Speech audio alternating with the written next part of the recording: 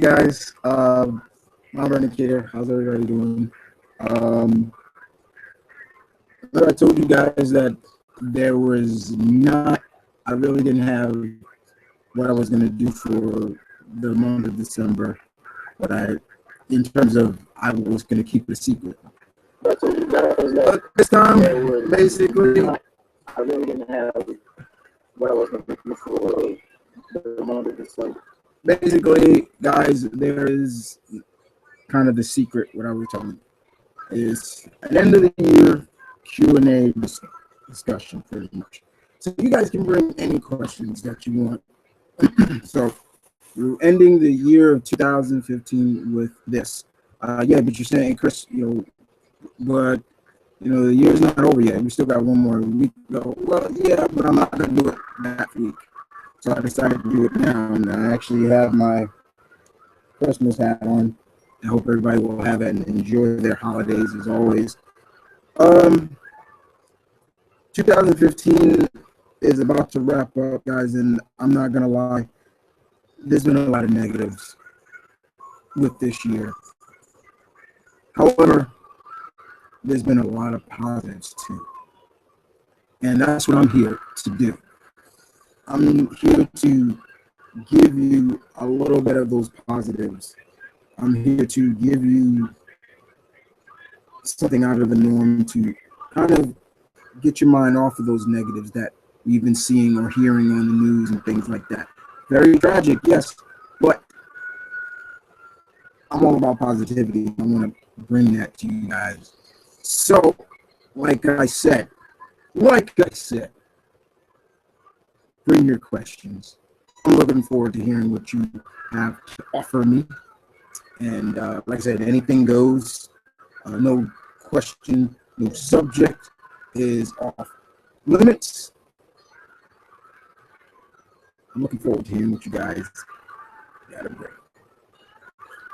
And if you hear noise, you probably won't hear it from this camera, because this camera likes to block out a lot of noise. But if you do hear some noise, that's Malcolm over there. He's next to me watching SpongeBob. Classic SpongeBob, guys. The good stuff. So here's some questions from you guys, like I said.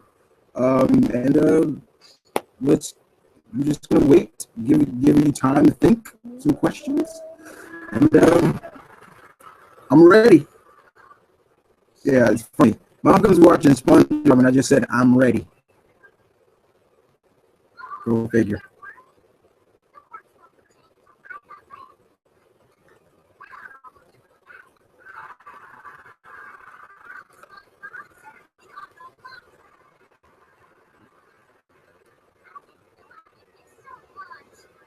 Hey Nate, how you doing?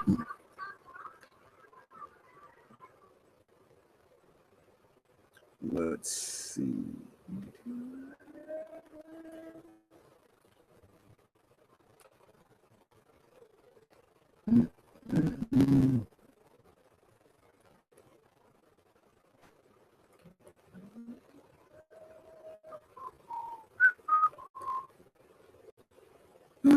Okay, let's see what we got here. What we got. Hey, Jay. I'm doing fine. I'm doing just fine. Terrence Patterson. Yeah, well, let's start it off. Do I like the Girl of Steel, Supergirl? Are we talking about just the character, or are we talking about the show? Because if either one, yes, I do.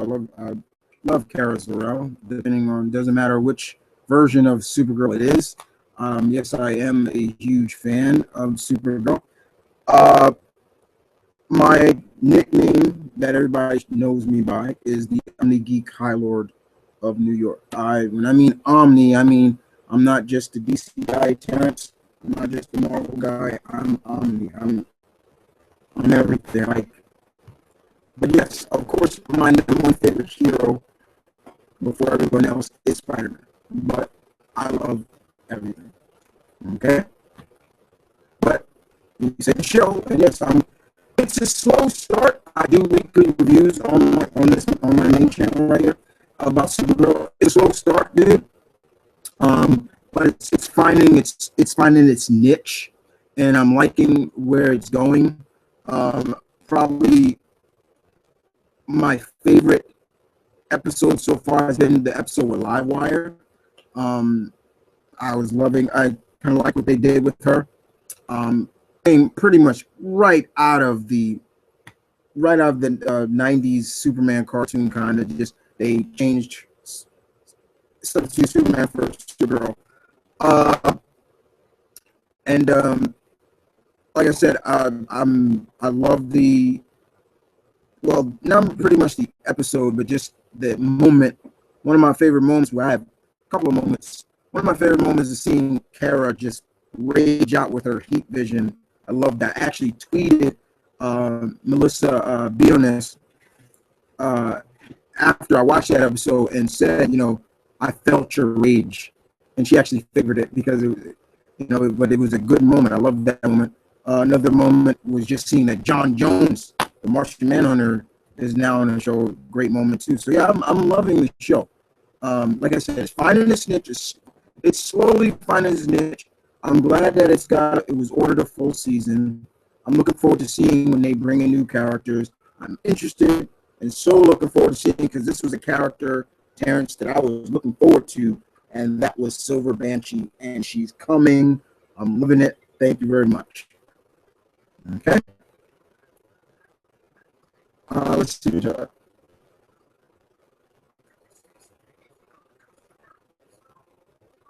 Yeah, exactly. There you go. Exactly. You're looking forward to it has its ups and downs. Exactly. It has its ups and downs, but you're still looking forward to seeing where it goes. And you can tell Miss Bionis loves playing this character. You can see it. She's not phoning it in. She's not phoning it in. It's legit. And yeah, there are some turns to a lot of the characters. One of them is being Jimmy. He's no longer Caucasian / white. He's black in this, but still, I don't mind that. It's like he's still good.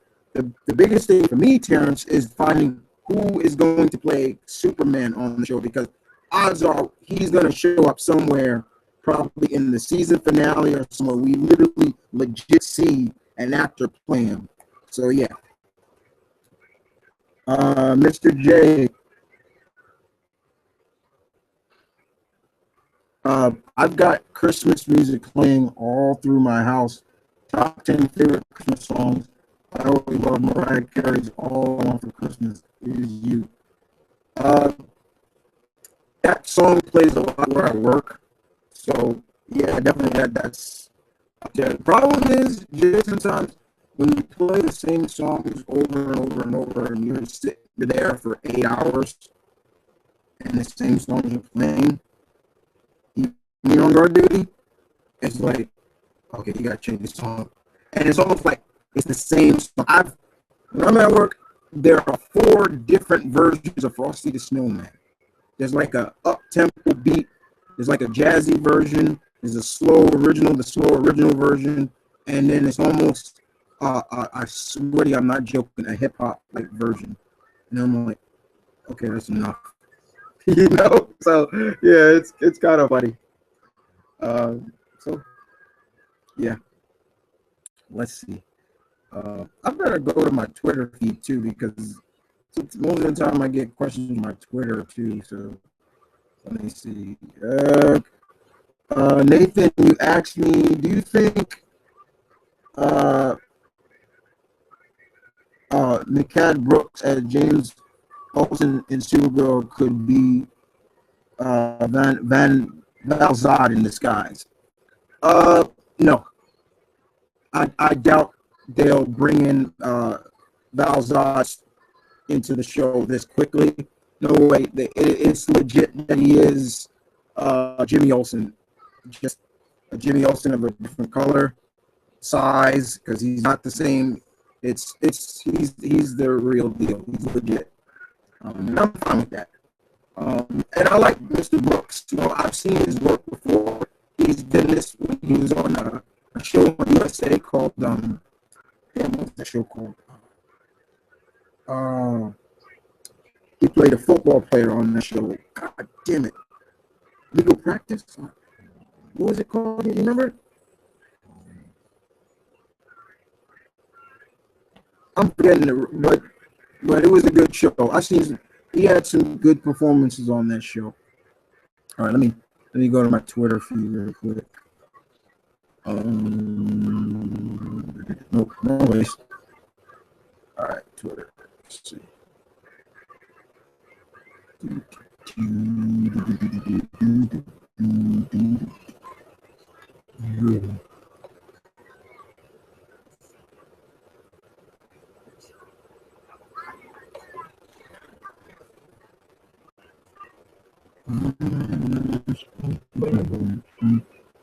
Okay, here's a question.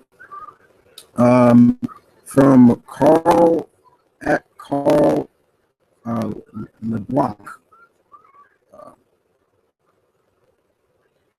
Hi, fan of the show, fan of your channel. Thank you. Are you going to see Kung Fu Panda 3? Yeah, I am. I actually am going to see that. I've enjoyed all the Kung Fu Pandas. This one we actually get to see Poe's family. Like, I love the teasers that they showed so far, which were really funny. Poe's there, and then he sees, and he says, "Who are you?" And he says his name, and he says, "I am looking for my son." And everybody else is like looking at them like, "Come on, like you can't tell." Like, and he just says, "Oh, I hope you find your son." And then they walk away, and it was just like, what? But it was funny. I loved it, and it's a good animated DreamWorks project that I like. You got, and it's good to see that all the characters that have voiced the characters over the two movies are going to come back. So Angelina Jolie, Jackie Chan, who plays the monkey, Lucy Liu, who's Snake, who's Crane, well, not Crane, who's Mantis, God damn it, I'm blanking out on his name right now. He was just in that comedy movie with Paul,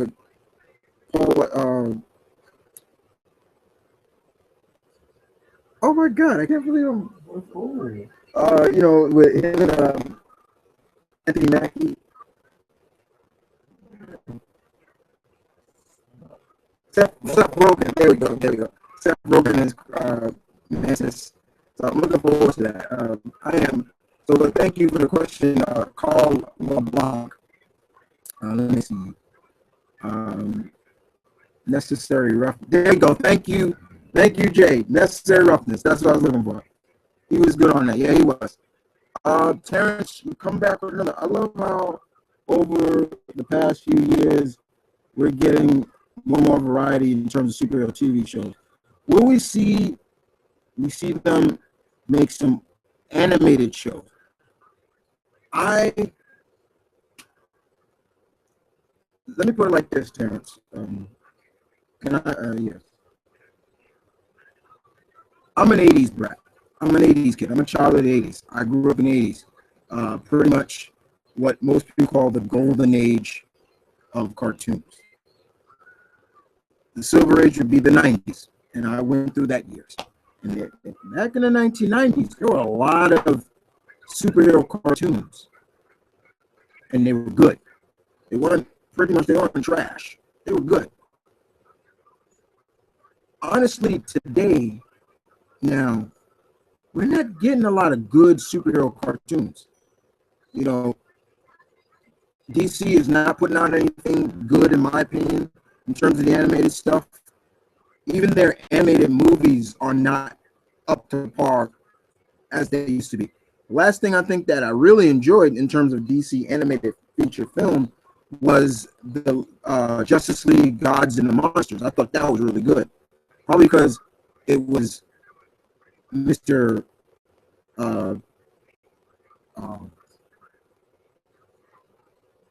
Damn it, I'm forgetting his name too. Damn it, I'm blanking out. Praying for it. But he was behind it. The man who pretty much created the DC animated you. I pretty much, and if you look at the Marvel side of things, everything now is so advertised and structured for kids.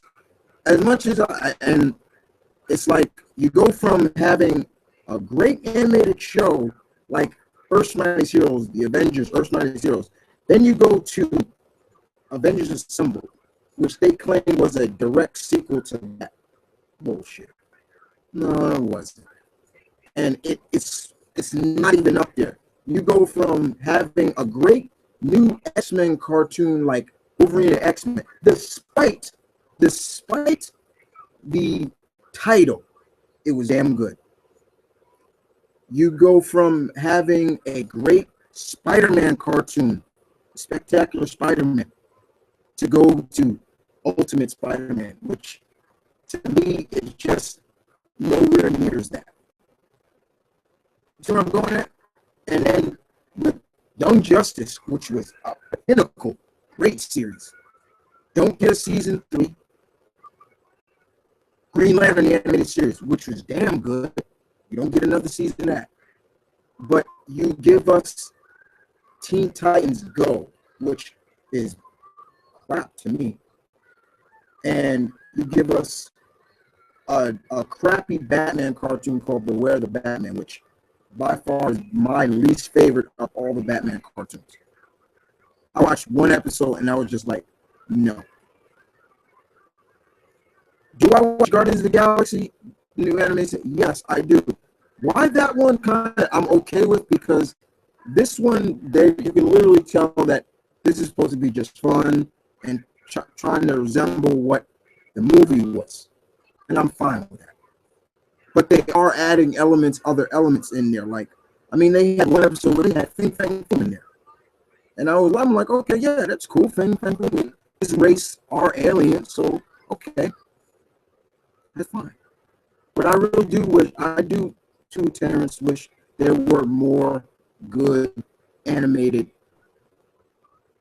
TV series of superheroes. And I'm sorry I ramble on. Guys, if you don't know me, Terrence, you'll get to know that I try to go into real depth with my answers. So, yeah, that's how I am. Let me see what he got up. He was great in Necessary Roughness. Oh, damn it. Going up too fast. Okay. It was just weird seeing a buff Jimmy Olsen. Huh?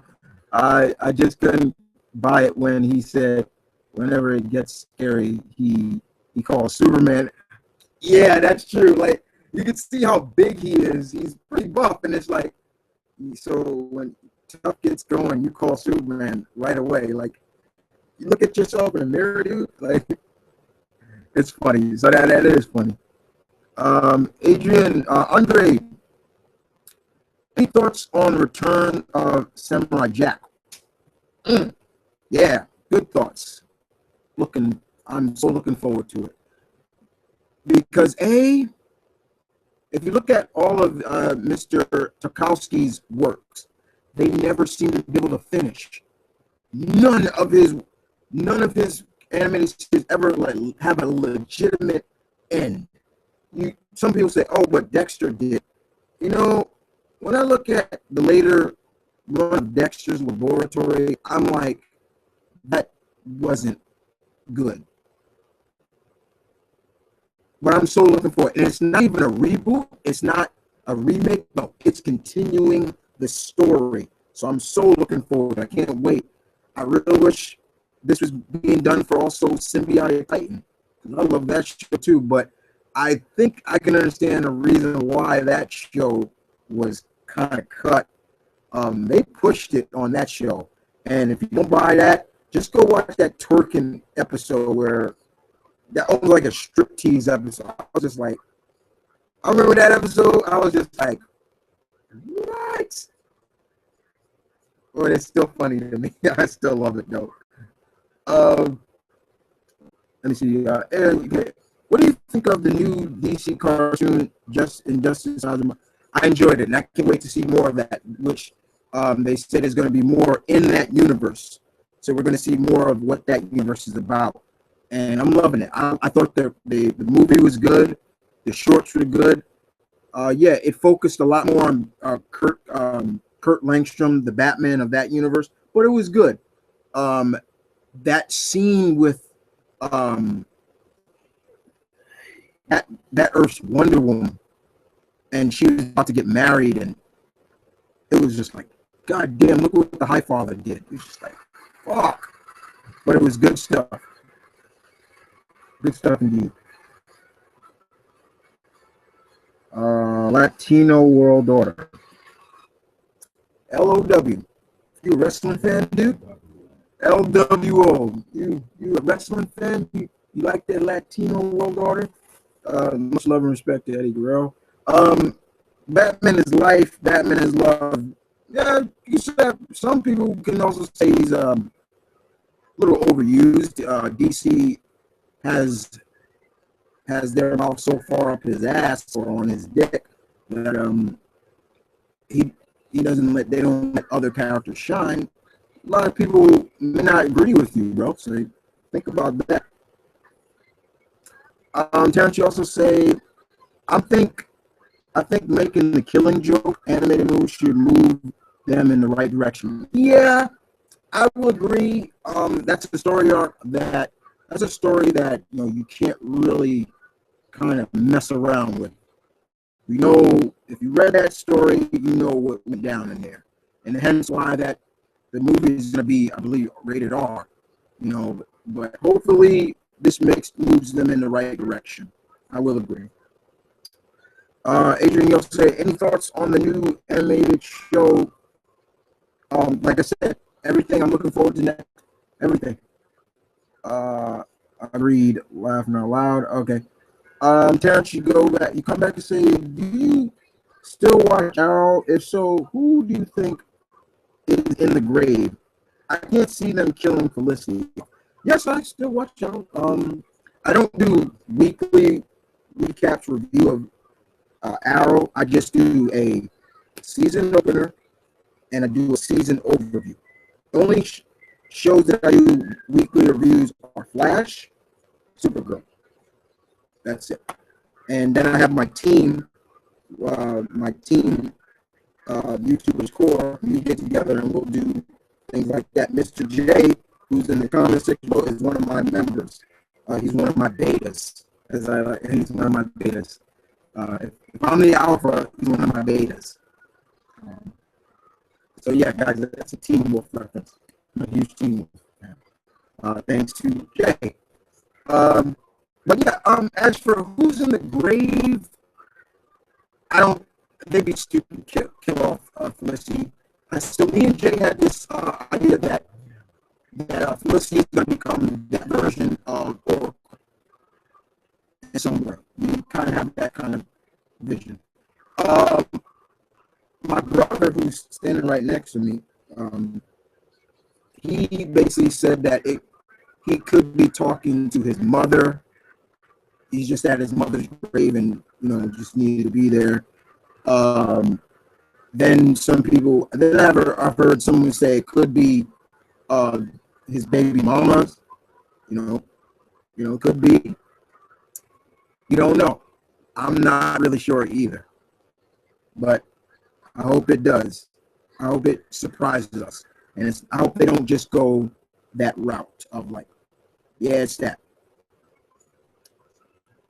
Next up, Andre, you say, what are your thoughts on James Gordon as Batman in the comics? I don't mind Jim as Batman for now, but it's just like I've been reading comics for over 20 plus years now. I'm 33. I got into comics when I was 10 years old. And so I've been reading comics for nearly, like I said, 23 years. And most of the time, and if you've been reading for so long, you know that the company, they're going to do this for a while, but they're always going to go back to what it is. And of course, Bruce is going to become Batman again. And it is what it is. I don't mind it, but I'm not really set on it because I know it's not going to last. Hey, Spawn, how you doing? I'm good. just gearing up for the holidays. As you all know, Christmas is my favorite time of the year. So.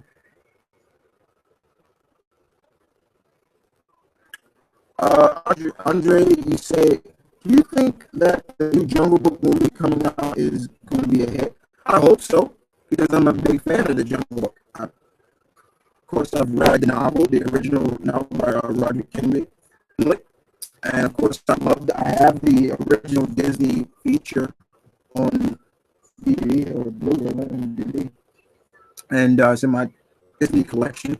It's one of my favorite Disney movies. I loved it. I love the music.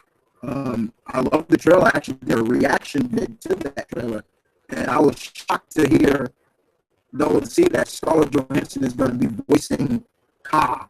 I was just like, I'm hearing her talking, and I'm listening to her, and she's and her S's a lot, and I'm like, and then she says the famous words, "Trust in me," and I'm like, ooh. You know what I'm saying? What are your thoughts? What are your overall thoughts on Gotham, Terrence? I dropped Gotham a long time ago, dude. I'm sorry. If you like it, that's fine. No disrespect. No harsh, no words, nothing. But I just can't. I can't get into it anymore. I was watching it for the first season, but even then, it was still it wasn't like a must watch for me. You know what I'm saying? It was like, oh, Gotham's on. Oh, damn, I missed it. Oh, damn, I forgot to DVR it. No, it was just like, I miss Gotham. Okay. And, that's how it was for me. And all the characters that just shoveling into the show. It's like, how the hell are all these characters in here? And once again, it's a joke that me, my brother right here, and a couple of our friends always joke about. And we're like, by the time Bruce becomes a man and becomes Batman, all his villains are going to be old and gray. So he's just going to be senior citizens.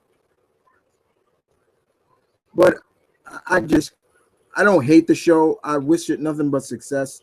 But I think they're just doing way too much, way too fast, just shoveling all these characters in. I know B.D. Wong is going to play Hugo Strange. They're bringing in, I believe they're bringing in the Court of Owls. They're bringing in Azrael, Azizel. They're bringing Victor Freeze. I'm just like, it's just too much, way too much. Let me see. I was looking forward to this season, but after the first couple episodes, they lost me.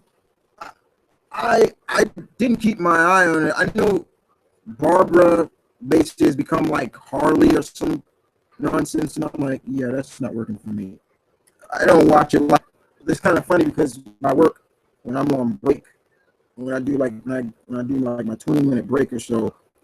Sometimes the break room always has Fox on, and it's always on, and I'm going and I'll just sit there and watch it, just like, okay, that's about it. Let me go back to my Twitter feed real quick. I know I just saw some. All right. Son of Light 85. Hey, Brian, how you doing? Thoughts on the Legend of Tarzan trailer? I liked it. I'm a huge Tarzan fan, guys. Always have been, always will be. Another story I've originally read the original novel by Edgar Wright Burroughs. Loved it. Loved Greystone. I've seen pretty much every Tarzan movie that has come out in cinema, except for the CGI one that came out, I think, a year ago. I still need to see that. But this one looks very interesting. I was liking what I saw. I love the music that they had. It has a little bit of a vibe of the Disney's Tarzan, especially like how, but also has a lot of Greystone. Like, he's more of Greystone, but he's going back to the jungle. I love the opening line that it's used, where he's going about the jungle being a very dangerous Netflix, which of course it chews up everybody. It chews up the sick, the dying, the weak, but never the strong. I love that line. I was like, ooh, that's a good line. And seeing how they're playing it off, and Christoph Waltz is in this, and I'm hoping he has a better role in this movie than he did in the latest James Bond movie, because my brother and I thought that was a waste of talent in that movie, because it was like, this guy can be such a good villain, and we didn't really get that in Spectre, which was a good movie, but still, it was just like wasted talent. And you got Margot, who's playing Harley in the Suicide Squad movie, is going to play Jane. So like my bro Jay would say, I'm sold. So yeah, but I'm looking forward. I love the trailer. The teaser trailer was good. It was good indeed. And I gotta say this: if you watch the trailer, Dimjin Honsol is in it, and my brother Malcolm actually made a joke. He's like, is he basically auditioning for M'Baku, the man ape? Because in that movie, he looks almost like the man ape. And I'm just like, oh my God, he does. And for Black Panther, M'Baku, the man ape, another Black Panther villain. But I thought it was cool. If you go watch the trailer and you see who I'm talking about. Let me see. Oh no, questions coming up real quick. Let me see. Thanks. Let's see. Let me see. Terrence, you're going to say, plus the show starts to aggravate me, so I stopped watching, because shows are supposed to use feel good, not constant anger. Exactly. Andre, you're going to say, which Batman villain would you most identify yourself or relate to? That's a good question. Not Ra's al Ghul, because I don't want to take over the world and make it in my image. I'm not too much like the Riddler, because I'm not that vain and arrogant. Not Penguin. Not Joker. I'd probably say maybe Man-Bat. I'm kind of like that, like it has two sides to him. A little bit of Victor Freeze as well. Kind of misunderstood, I'm not Firefly. I'm not Clock. I'm not Killing Off. No, those are some of the Scarecrow. No, I'm not Scarecrow. Victor Zaz. No, I don't cut myself up and things like that. No, I'm not that. I'm not Mad Hatter either. So I would say a little bit of Man-Bat, Kurt Langstrom. Not Joker. Man-Bat, Victor Freeze. Because actually, guys, Mr. Freeze is my number one favorite Batman villain, actually. Let me go back to Twitter real quick.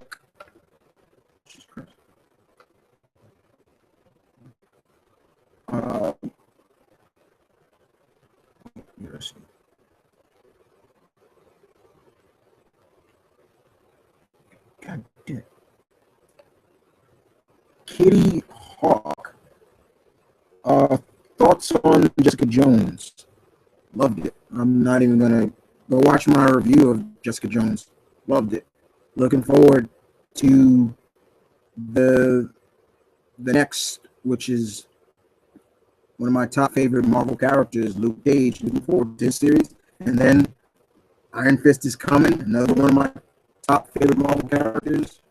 And looking forward to season 2 of Daredevil. We're going to see Punisher in that and Elektra.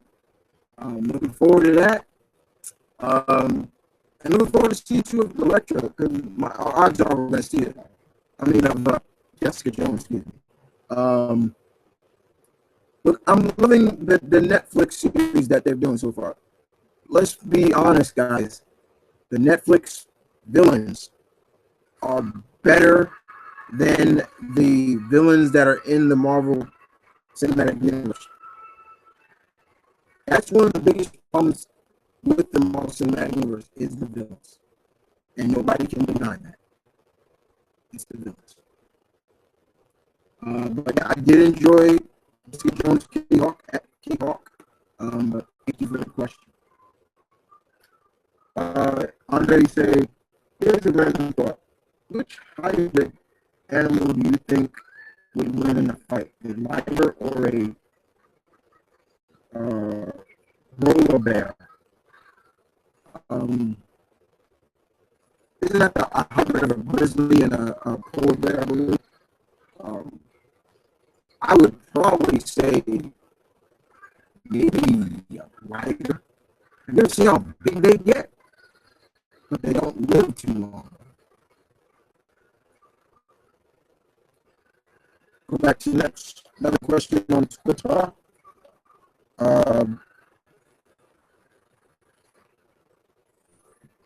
Son of Light. Son of Light, 85, Brian once again. Have you seen Star Wars yet? No, I have not seen Star Wars yet. So please, no spoilers. Like I told everybody before, movies like that, I let them die down before I go see it. I'm looking forward to seeing it. I'm a Star Wars fan, yes, I am. Let's see what else we have here. Okay, do you think the new Suicide movie is going to be any good? I hope so. The Suicide Squad, I hope so. I mean,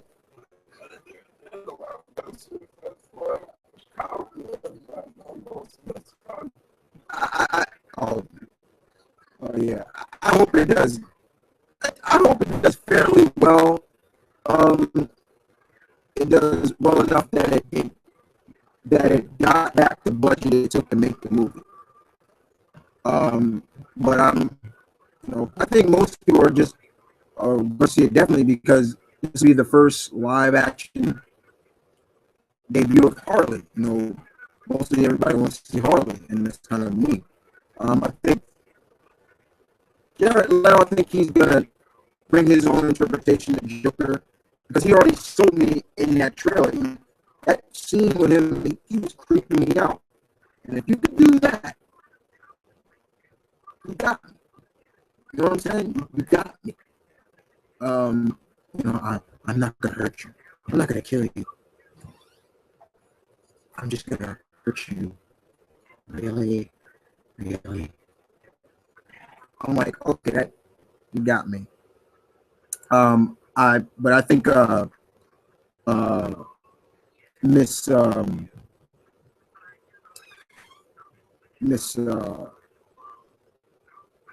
playing the bitch again? Viola Davis. I think Miss Davis is gonna kill it as Amanda Waller though.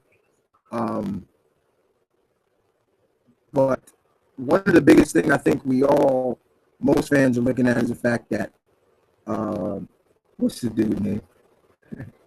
What's his name? What's his name? Yeah, who's playing Captain Boomerang? What's his name? Anybody in there? Who's playing Captain Boomerang again? Because for some reason, what's his name? Because anyway, the guy's playing Captain. Every movie that guy is in, tanks. What's his name? John Courtney. John Courtney, yeah. Every movie he's in, it tanks. And it's like, is he a curse like the movie franchises? Or just well, when they always said, I'm not that guy that keeps getting work. Yeah, he's not a good actor, period. What are your thoughts on the Hey Arnold TV movie coming next year? I'm looking forward to seeing the high school years of Hey Arnold. I love Hey Arnold. Still do. I mean, I watch it a lot on Hulu. It's up there. One of my favorite episodes is the football episode where they play football against Wolfgang, the fifth graders. I love that episode. That's my favorite. Um, do you think? Oh, yeah. Other questions come on. Okay. Terrence, you come back with another question. Do you think Batman vs Superman will live up to the hype? Good question. Because honestly, the last trailer showed way too much. Probably just showed the whole plot. Once again, I wanted to succeed. The money shot of that trailer was seeing the Trinity together. That was a money shot right there. However, I've said it before. As for um, playing Lex, I'm not. I am not so much. When they announced that Eisenberg was going to be Lex Luthor or some version or whatever, I'm like, hell no. I'm like, no, no, no, no, no. So I have a good friend, Comic who that was the first time I ever seen her really flip out. Like, she flipped out. I was like, whoa, this is like a cat I'd never seen before. Like, she was heated. So, yeah, I can't really get into Eisenberg. But other than that, Mr. Affleck is Batman, cool with it.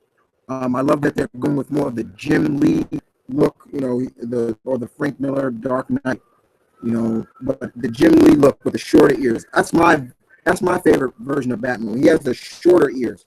I like him with the long ears like Neil McAdams used to draw. I don't like that look. I like the shorter ears, But I think it'll live up. I think it's gonna live because this is gonna be the first time we actually got both characters. Or I should see 3 characters, the Trinity, on big screen together. I think that's gonna get people into the seats. But it's gonna be good nonetheless. I hope it does good. I enjoyed Man of Steel, guys. Even with the whole, you know, I was a fan of Man of Steel. I enjoyed it. I like Mr. Cavell as Superman. And the chemistry in that trailer we saw, like, I love how Superman and Alex Batman are just razzing on both heroes' fandoms. Like, how do you fans love Batman when he does this? Blah, blah, blah. How do you fans love Superman when he just does this? It was cool. I enjoyed that. That was fun. But I think it showed way too much though, Terrence. Zach the Thunder. Hey Chris, how you doing? I'm always well. Can't complain. Yeah, John Carter. Which movie are you looking forward to in 2K16? In 2016, Nathan Banks asked me that. In terms of what movie, we're talking about superhero movies, because honestly, I'm looking forward to all of them. Deadpool, X-Men, Cap, Doctor Strange, later on, Superman. I'm looking forward to all of them. So yeah. Rabbit Ears Blog. Are you excited for the new Deadpool movie coming out? And what's the best part of the trailer? Yeah, I'm looking forward to the Deadpool trailer, Deadpool movie. Excuse me. This is the Deadpool movie that we've been looking for, and I think Mr. Reynolds just put his heart and soul into this. It'll have us just forget about that stupid Deadpool blocker that we got in Wolverine Origins. Favorite part of the trailer? Man, there's a couple of favorite parts, but one of my favorite parts is Deadpool gets shot, and you see the hole in his arm. He's like, "Motherfucker!" It is. That's how it's so funny. And when he kills the guy, and he's just like, "Oh, suck it." Another one of my favorite parts is where he's razzing on the Green Lantern costume. He's like, on the Green Lantern, he's like, please don't make the super suit green or animated. I'm like, ooh. The scenes with him and Weasel are funny as hell. You know, motherfucker, you're ugly. Like, that's great. You look like a you look like a top. Your face fucked the top of a massive Utah. Exactly. That was funny. But yeah, I'm looking forward to it. I heard that the actor who was replacing Cyclops, he was casted on the last minute. On the last minute. So I'm like, wow, okay.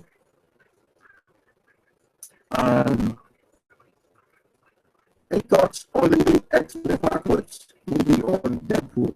Talked about Deadpool, Andre. But as for X-Men, I enjoyed what I saw. Money shot of that trailer pretty much for me was Tim McAvoy with the bald head, and I was like, pulling off a good professor. The only thing I can say that I don't like is Apocalypse's voice. That's the only thing. I got over his look a long time ago. His voice is really, because once again, this is only Sonora we're talking about here. You know what I'm saying? And when you see him, when he speaks, it's almost like all eyes is on that motherfucker. Like, look at me. But when he talks, it's just like, I'm just like, huh? Like, it's just a little bit like that. But I think the actress who's playing Storm looks good. Olivia Munn looks great as Psylocke. Betsy Braddock. Angel, or Angel, whatever you want, he looks great. The only thing that really pisses me off is they going back to those fucking black costumes. I'm like, God damn it, why'd y'all ruin it? You ruined it. I was looking forward to seeing a little bit more of a little more creativity, maybe give them their own look. It was just like, go back to the black costumes. That just really of me.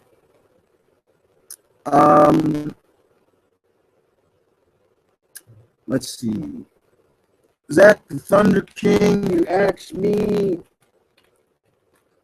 basically, have I read this book right here? Squadron Supreme. No, I have not read this yet. Still playing catch up on my books. I finished 2 weeks of books so far. I'm on my next the third week of December books. But I did read one book out of that week, and it was the Batman Ninja Turtles crossover. This was good. I'm looking forward to seeing more of that. I like the confrontation between Bats and the Shredder. Ooh, that was great. But I do know that, yes, the big thing that happened in Squadron Supreme is the King of Atlantis, Namor, is dead. Hyperion kills him. But I haven't read it yet. Are you going to see the new Quentin Tarantino, The Hateful Eight? Yeah, probably check it out. Most of the time, I am kind of not choosy, but I look at Tarantino's movies and not all of them really wow me. I look at them like, okay. But then some of them I watch, okay, I want to see that. I enjoyed Django Unchained. I enjoyed that. Somebody would say, wow, you enjoyed that movie? I did. I liked it. There's a lot of, names and drops in there, things, but I loved it. I enjoyed it. I'd probably see The Hateful Eight. Yeah, I'll probably see it. Let's see what else we got here.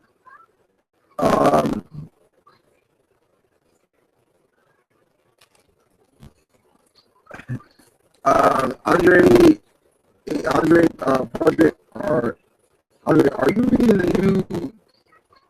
Am I reading? See, that's why sometimes guys you should go to my comic review channel, and you'll know exactly what I'm reading. But they say you ask me, Andre, am I reading this bad boy? Moon Girl and Devil Dinosaur. Yes, I am. See, here it is right here. Ta-da. And I did enjoy this. I thought it was good. It's just sad to see Moon Boy is dead.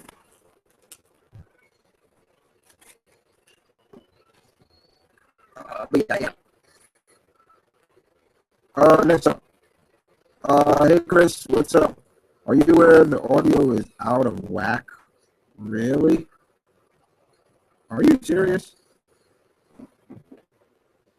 Or maybe, I mean,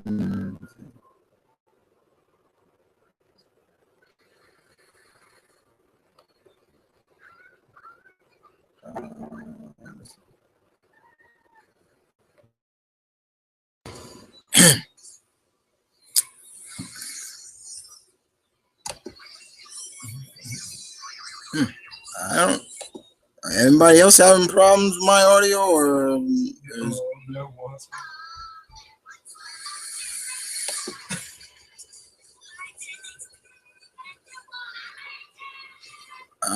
let's see. Am I excited about Legends of Tomorrow? Terrence, you asked me. Yeah, I'm looking forward to it. I'm looking to see where this goes. Looking forward to it, definitely. Yeah.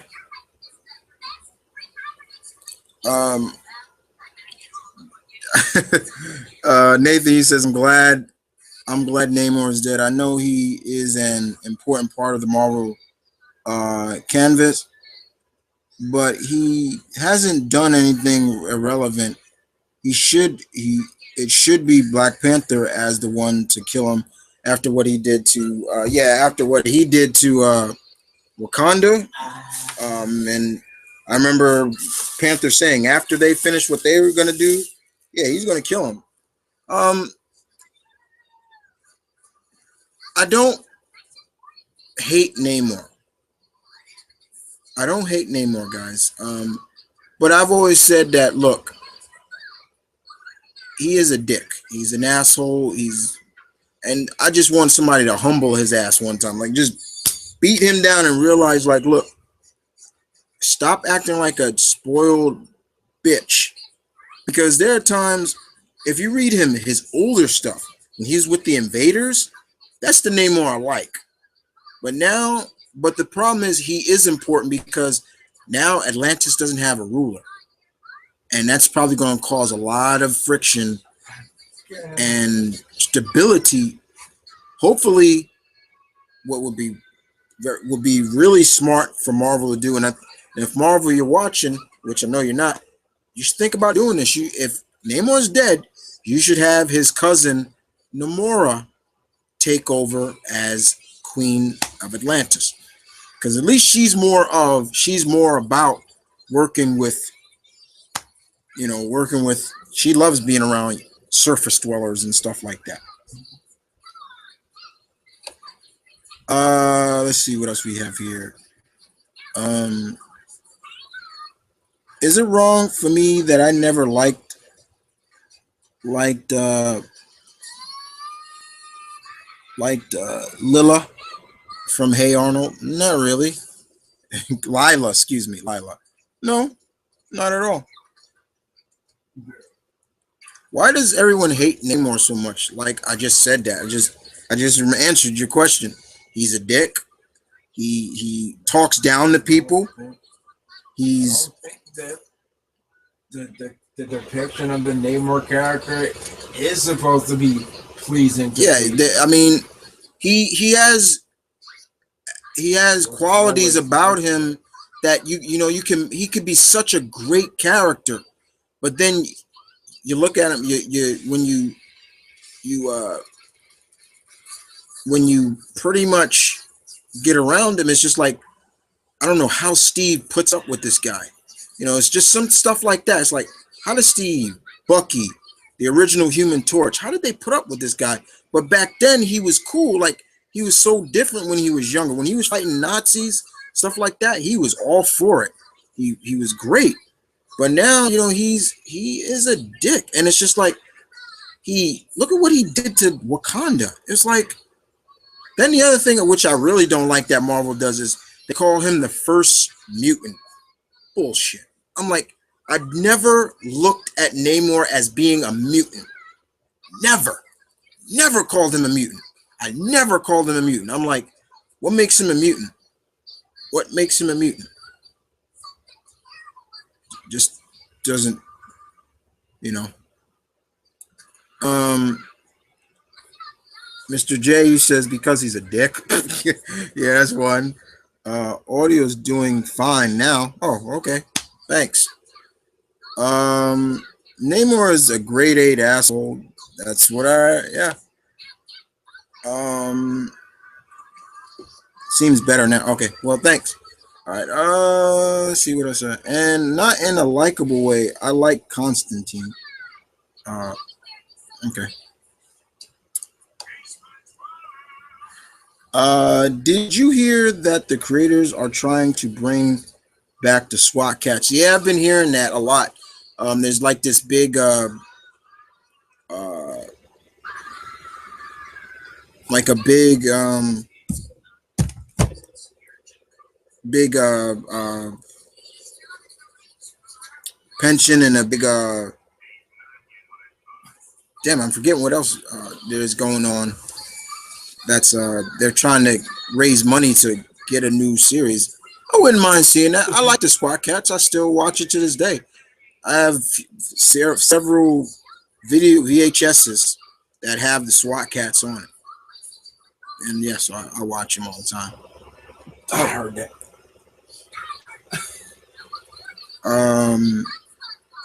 Okay. I just watched the trailer of Gods of Egypt. I get a vibe of Money's Alive. I didn't watch the trailer. I have no intention to watch the trailer. I look at that as almost a complete slap in the face to the gods, Egyptian mythology, and I'm like, are you kidding me? Like when I look at that cast, I'm like, that's the gods of Egypt. Really? And when I meant really, I mean like, really? That's what you're going with? Hell no. I'm sorry. I'm not trying to sound, but if you're gonna do the gods of Egypt, shouldn't they be looking a little bit more like me? I'm just saying.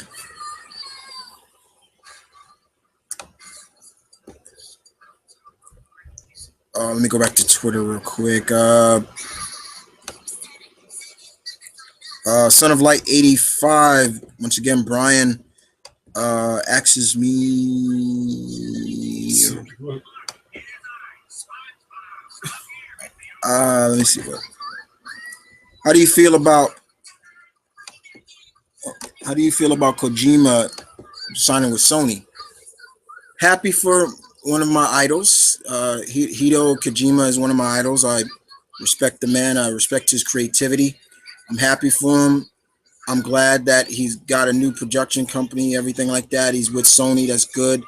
Hopefully Sony won't be as thick-headed as Konami was. The only thing I really wish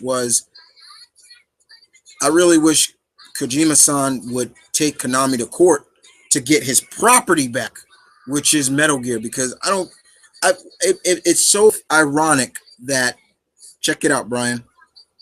When he announced that he signed with Sony, what does Konami do a few minutes later? Say, "Oh, big deal. We're working on the next Metal Gear game."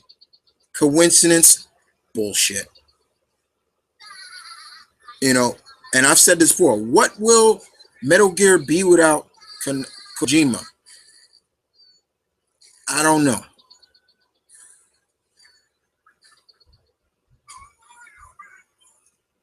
The hell? Let's see. I know what I'm going.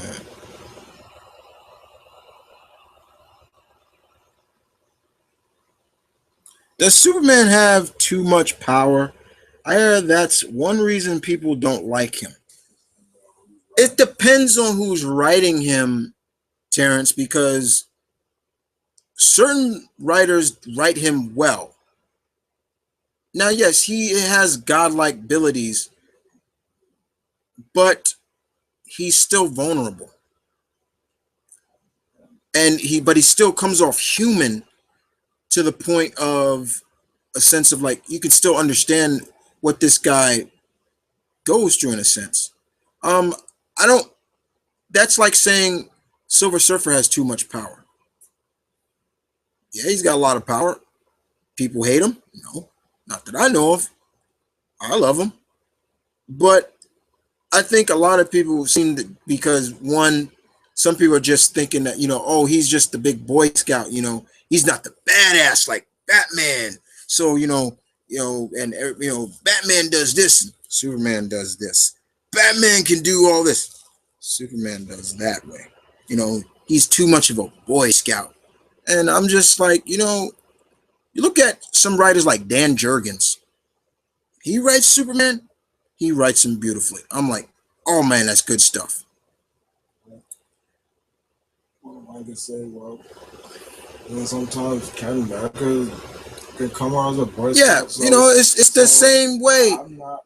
Well, I'm not really sure really about Superman being a Boy Scout, as like I just said. But I think also people. They're also the big thing is just that he has so much power, and it's like everybody. It's like oh, he's too powerful. Like blah blah blah blah. That's depends on who's writing them. But it's people who write them.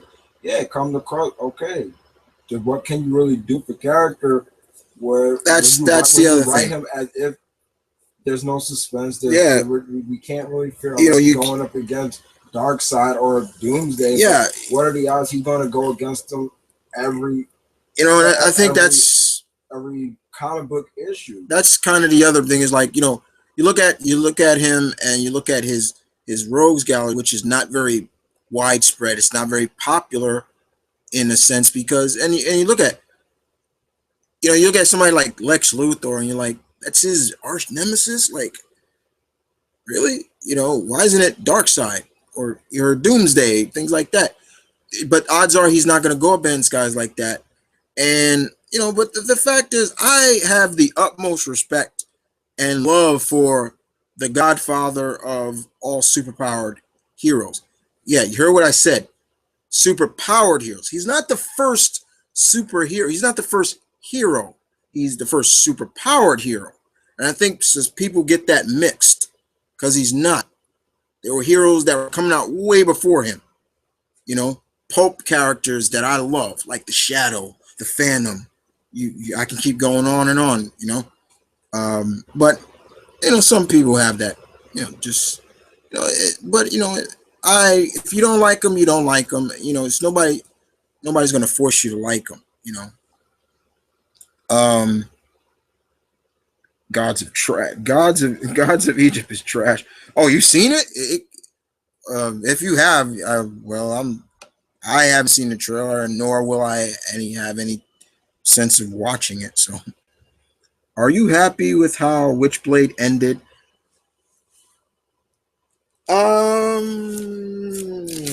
Where is she? Yeah, Witchblade 185. Sarah's finale, the series finale. Was I happy with this? Yes, I was. I was actually really happy.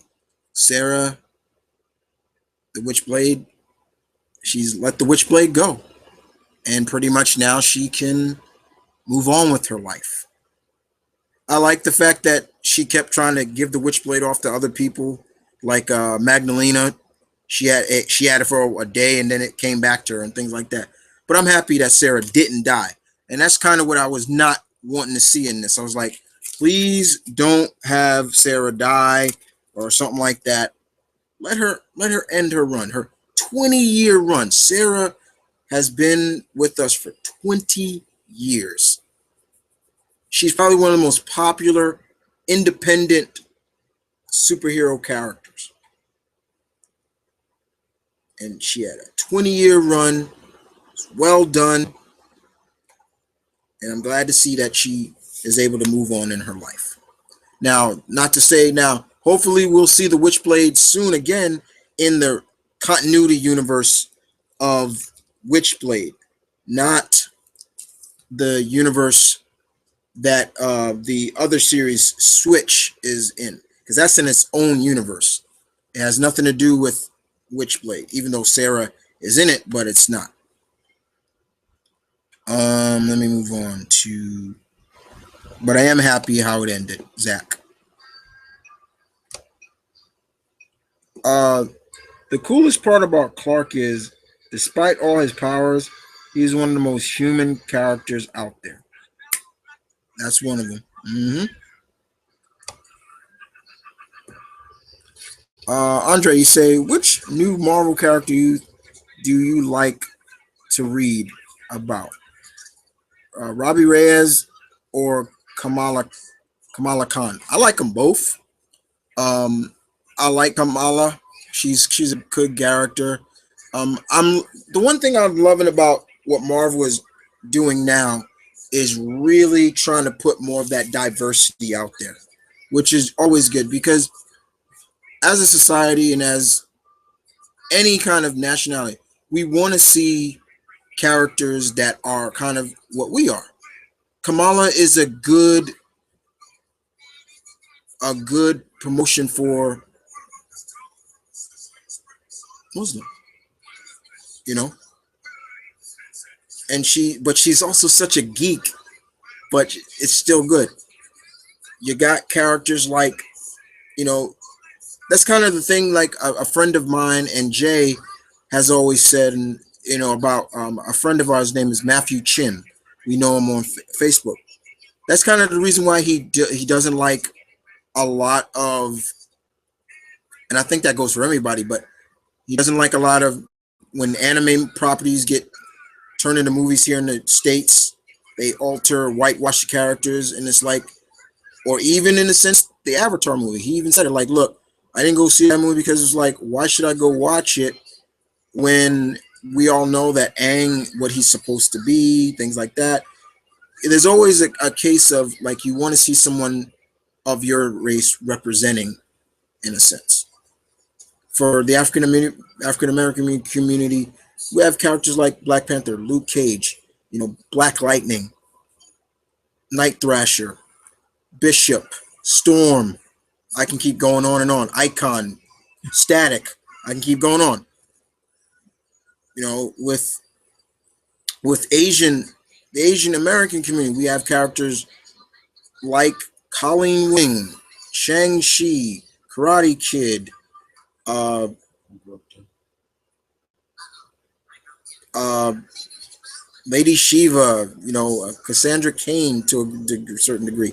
Uh, a lot of characters. You want to see that, and yeah, I can understand that. But I like both. I like Robbie Reyes. I like his Ghost Rider because it's a little different than the standard Ghost Rider that we got with the two brothers, Johnny Blaze and Dan Kench. It's more of a spirit in him instead of literal a demon inside them.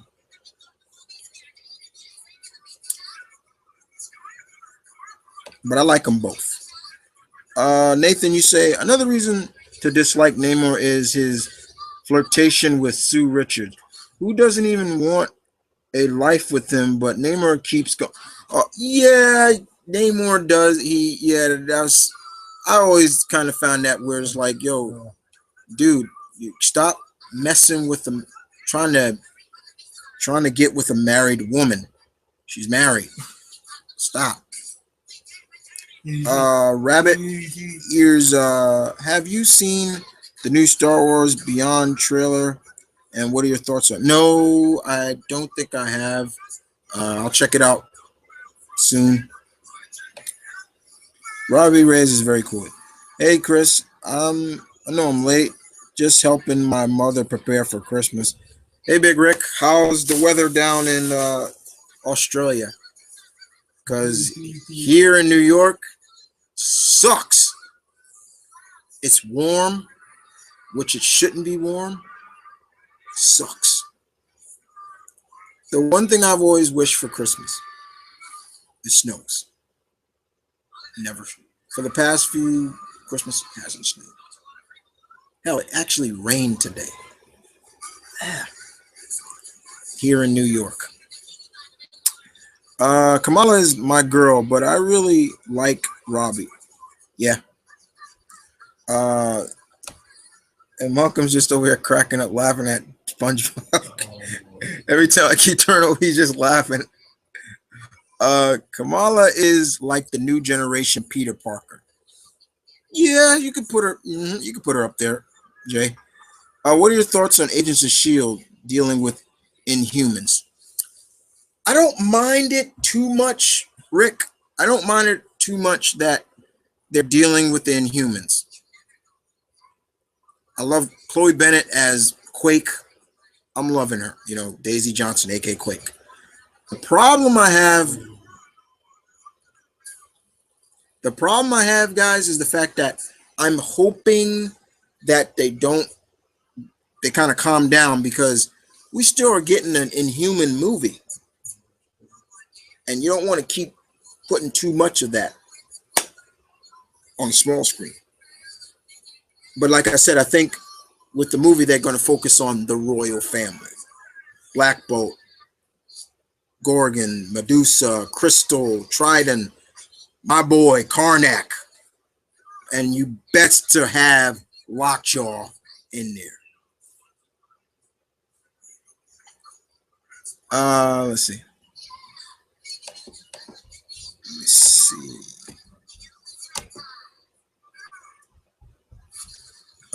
Let me go to Son of Light 85. Brian says, what's your favorite new show of this season? Favorite new show would probably be Blind Spot with Miss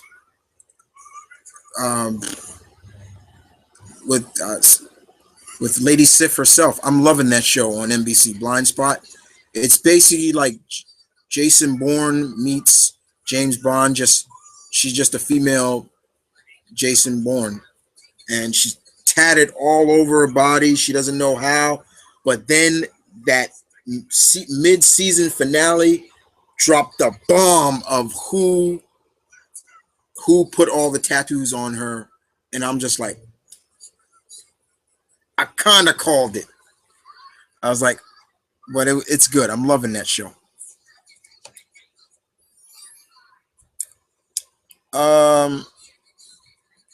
What characters do you want to see Rocksteady make a game for it? For me, it would be Green Arrow and Daredevil. It's kind of funny you said that, because if you guys follow me on Facebook, I made a meme with Daredevil saying, "Hey Rocksteady, come make a game for me." I would love to see a Daredevil game Rocksteady put together. That'd be great. A Teenage Mutant Ninja Turtles game, I would be down for. I'm looking forward to that mature game that's supposed to be coming out. Definitely. Andre, you say, do you know something? I wish that DC or Marvel would make a Black Indian character for a change. Something like I can relate to. I can understand that, being that I am in that category too. You know, my family is African American Cherokee, so I have that. That's why I'm so passionate about Native American characters, and I always support them. Like I just reviewed the first issue of Red Wolf, written by Nathan Edmondson. I loved it. I thought it was great. I'm looking forward to seeing what they're going to do, what he's going to do with Red. So, I mean, I just did on my main channel. On this channel, I remember doing my top 50 or 20 favorite Native American characters. It was a long time ago, but I did it. And people really enjoyed that. They really enjoyed. I had certain people who are of Native American descent write me personal messages and saying like, I really liked your I really liked your that list. It was really good. It was really cool that you put the spotlight on the Native American characters in various comics and companies. So yeah, I loved it. I'm always going to support Native American characters no matter what. It's just who I am. A lot of my favorite characters are Native American. You look at the X-Men. All the Native American characters that are part of the X-Men, I love. Danny Moonstar, the Proud Star brothers, Forge. Even though Forge can be a little bit dick sometimes, but yeah, I like Forge. I can keep going. Big Rick. It is the afternoon, and a storm is about to come in, and it's supposed to be raining for Christmas Day, as it is summer here, and it's oh boy, yeah, I keep forgetting, yeah, it's summer in Aussie in Australia. Yeah, you're see, but okay. While that would be cool, Zach, I'd say Rocksteady should do a Spider-Man game. Rocksteady do a Spider-Man game. I could take that too. Open world. Yeah. But modeling after the Mirage and IDW. Yeah. I'm hoping that they do model after the IDW and the Mirage stuff. What are your thoughts on Batman Arkham Knight? I called who the Arkham Knight was. I knew it was Jason Todd.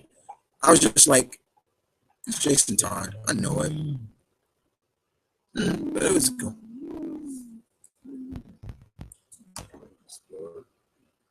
I hope I didn't spoil it for anybody who hasn't played it. Sorry. Brian, back on Twitter, Brian asked me, what did I think of the... Really? All right. I said any question, and my word is my bond about that. What did I think of the latest Ninja Turtle trailer? Look, I've been a Turtle fan since I was a kid. Got into the comics as well. I'm talking about the Mirage comic when they were mature and things like that. Loved every Turtles that I could think of. Wasn't a big fan of the New Mutation, that live action crap that Saban did. Didn't like that. I still love the original movie to this day. Still, the original movie still lives up. But once I heard Michael Bay was attached to remaking Ninja Turtles, I was like, fuck no. Because he already messed up. Well, his interpretation of the Transformers, I did not like. First movie I liked. But after that, I was done. This trailer I watched, and I'm like, yeah, see, they're trying to be more like the 80s cartoon. Bringing in all these characters, Krang, Baxter Stockman, Rocksteady, and Bebop. Yeah, exactly. It just feels more like fan service. And seeing Stephen Amell play Casey Jones, I was just like, dude, you still feel like you're playing Arrow.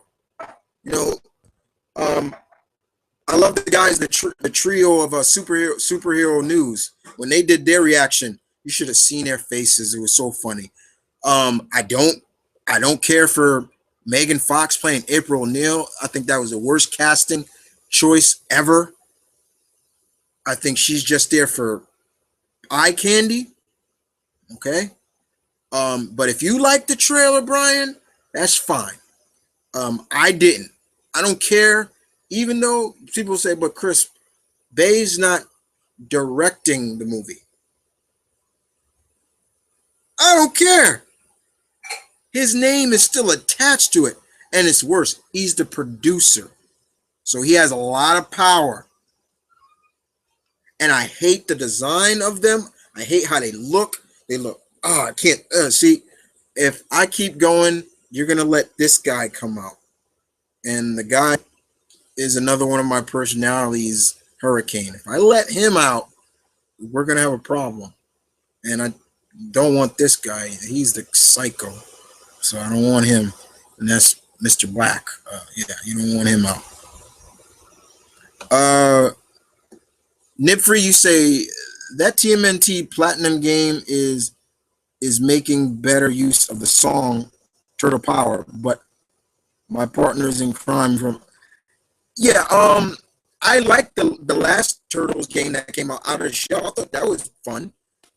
If you haven't downloaded that, if you have Xbox Live or Sony, I recommend that.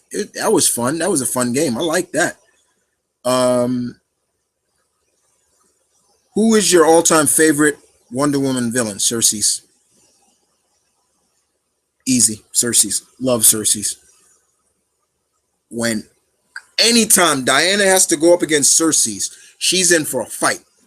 It's never like a just a she's oh Diana's got this in the bag. No, Cersei's. Mm-mm. And that's why I'm hoping for her movie, which I'm looking forward to. They don't go directly to Cersei's. They save Cersei's for a possible sequel or so. Let me see. Go back to Twitter because I know Brian, my friend Brian Hutchison Jr. is watching on Twitter.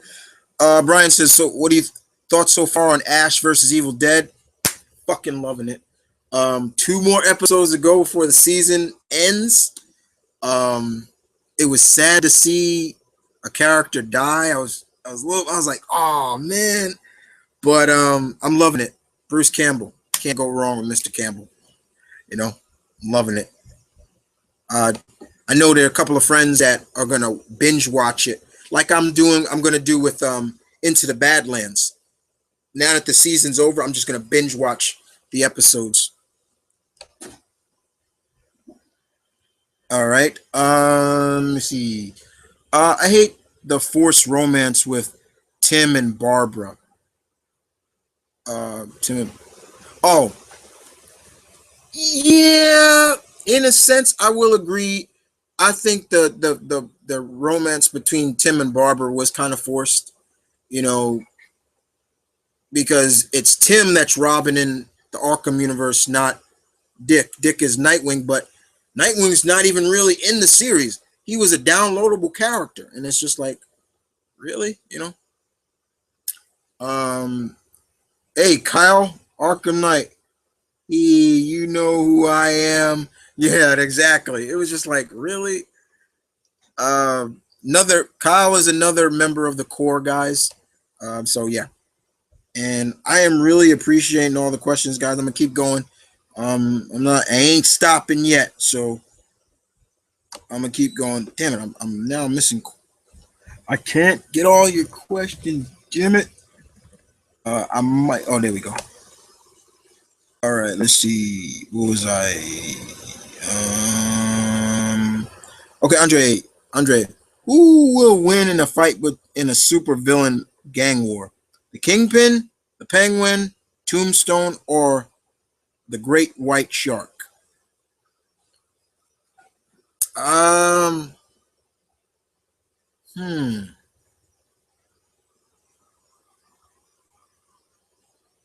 I'm not sure about that one. He's got the resources. I mean, pretty much the whole eastern seaboard is his playground. Uh, Tombstone only has a fraction of what Kingpin has. Penguin, is there, and same thing. But yeah, I kind of go with Kingpin. Uh, the Omnitron 1, 2, 3, 4, 5. Thoughts on Hasbro movie universe as a possible of thoughts on a Hasbro and the possibility of Rome the Space Knight getting a movie. Look, I'm not. I don't believe everything should be shared, and I don't think Hasbro there should be a shared universe. And basically, what they're thinking is basically saying that GI Joe and Transformers together. I'm like, keep that stuff just as comics, okay?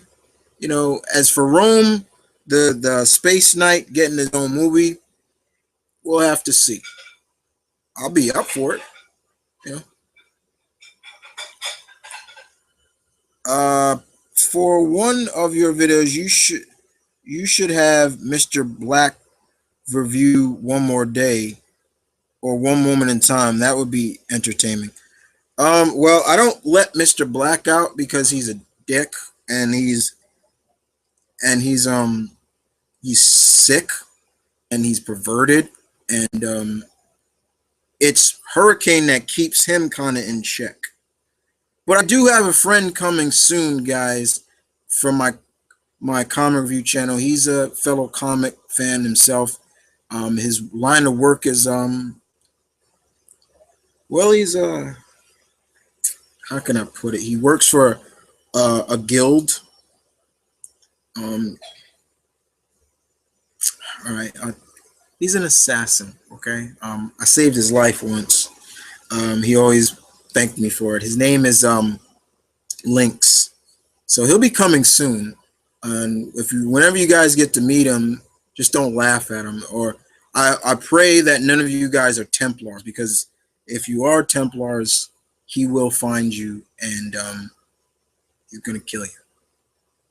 And that's no joke. He's always said that, you know. But yeah, I don't let Mr. Black out. Somehow he's left me decrypted messages, Rick, saying that he was out and he took over the body for some, I don't know how, but he has. I've seen decrypted messages saying like, this is what I did, and showed me in pictures and everything. And I'm like, fuck. Okay. Let's see what else we have. Yeah, okay. Okay. Um, I'm here to help you, Kyle.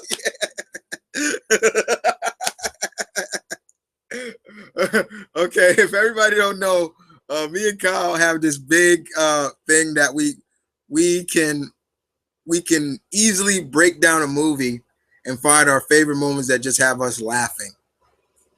And in Batman Begins, some of my favorite moments is with Scarecrow, and of course with Bruce when he is about to jump off the roof and he says the famous line, "It's not who I am underneath the mask, but what I do that defines me." Bruce. And he gives this look like, oh, he's like, damn it, she knew what I was. But there's another line where he saves the little, after the boy, she's like, Batman will come. And there's a look that Bruce gives the boy, like, he's all like, and I just starts laughing. But with the Scarecrow, there's a line where he's like, hey boy. He's like, hey boy. He's like, it's nothing to fear but fear itself. I am here to, and then Katie Holmes' character shoots it with the taser and it shoots him in the face. He's like, God! God! He just, you still see the barbs in his face while the horses running away with him. So me and Kyle love that scene. Me and Kyle and I just break down a lot of stuff. It's so funny. We were joking about Spider-Man, the Sam Raimi, the first one this week. It was so funny. We have tons of fun joking on Wolverine Origins. You know, that's just a comedy altogether. There's a bunch. If you just ask Kyle, he'll tell you exactly. Jay gets into it too, so it's not just Kyle and my brother and I. We all get into it. Let's see what's next. Who won in a fight? Crime War, Kingpin, Penguin, Tombstone, and Black Mask. No, he said though he Great White Shark last time. I'm still gonna go Kingpin. Kingpin would kill Penguin. Probably kill Black Mask, or Tombstone will kill Black Mask. And then there's gonna be a fight between Kingpin and Tombstone.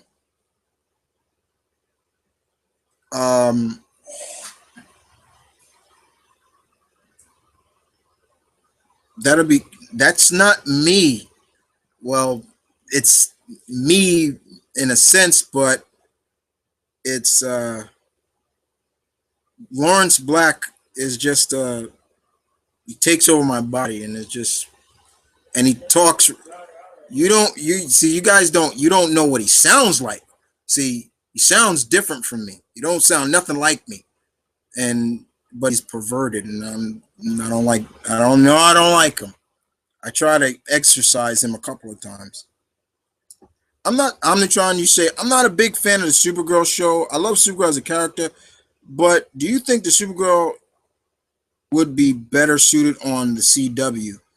Um,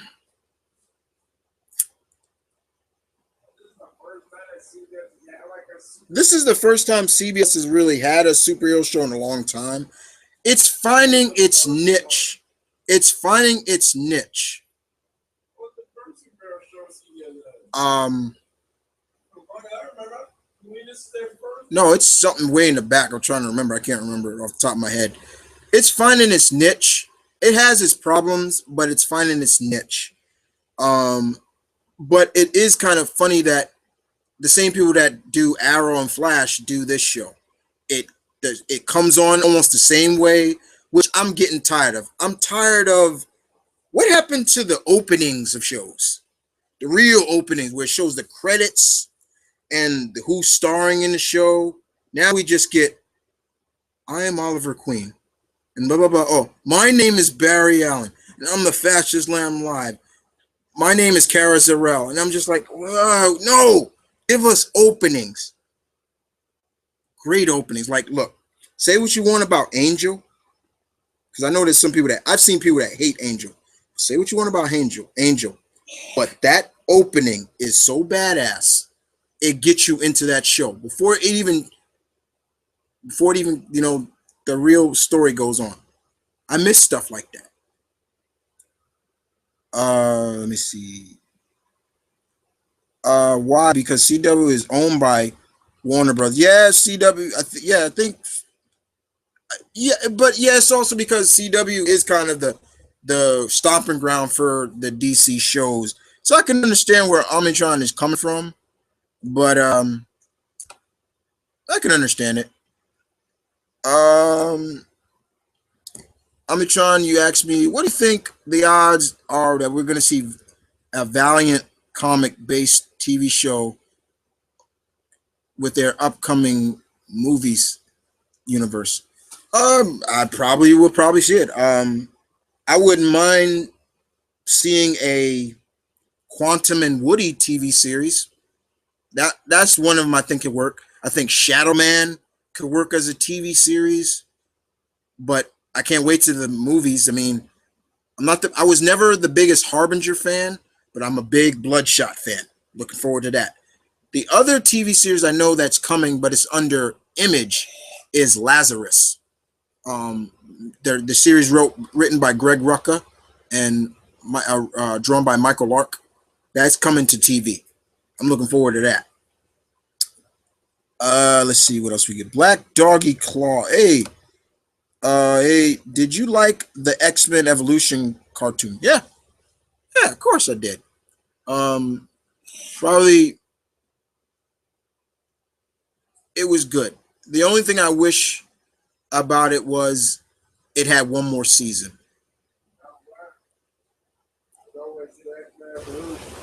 No concept on it could have actually been a miss instead of a hit. Yeah, it could have been a miss. Could have been excuse me, a miss and a hit, but it was good. I enjoyed it. Um, you know, Scott McNeil did. I'm not the.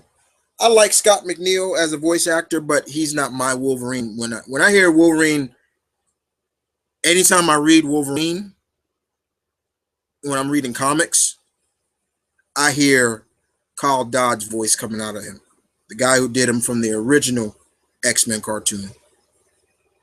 But yeah, he was good. It was cool. I loved it. I enjoyed it very much, and that opening was great. I love the theme. You know, they brought in so many characters, and it was cool. It was really cool. Real cool. What are your thoughts on the Witchblade anime? I'm okay with it. I'm okay. Yeah, I was kind of thought you were gonna say the live action series, but the anime is okay. I'm not the biggest fan of it. I really wish it was Sarah instead of someone else. Um, but I don't dwell on it too much. It's not like how I love the Devil May Cry anime series. Yeah. Yep. Yeah, it's canon. It's canon. Did you hear that there is a new Witchblade comic called Switch, which is more all ages takes on the Witch in the dark? Yeah, yeah. You talking about this? I have it. You talking about this right here? Yeah. This was actually a web series that the writer who wrote this, the writer Stejepan Sijic, he got permission to use the characters of the Witchblade and Darkness world, but this is like an interconnect. It's not an interconnected universe.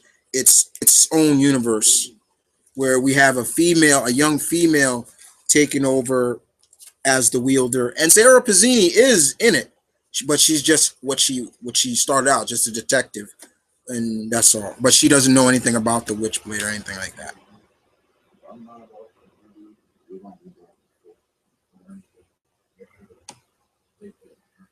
Yeah, yeah, yeah, yeah, yeah. Zach Thunder King. Hey, Chris. Um, did you read Batman Beyond comics and the reason Dick had a falling out with Bruce? Yeah, I did. I just can't remember off the top of my head. I thought it was okay. I'm still catching up on a lot of my DC stuff, including the Batman Beyond comic now, where it's Tim Drake and not Terry McGinnis.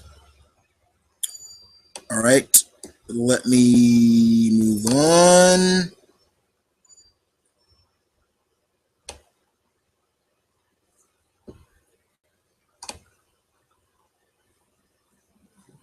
Yeah, close that door. Yeah.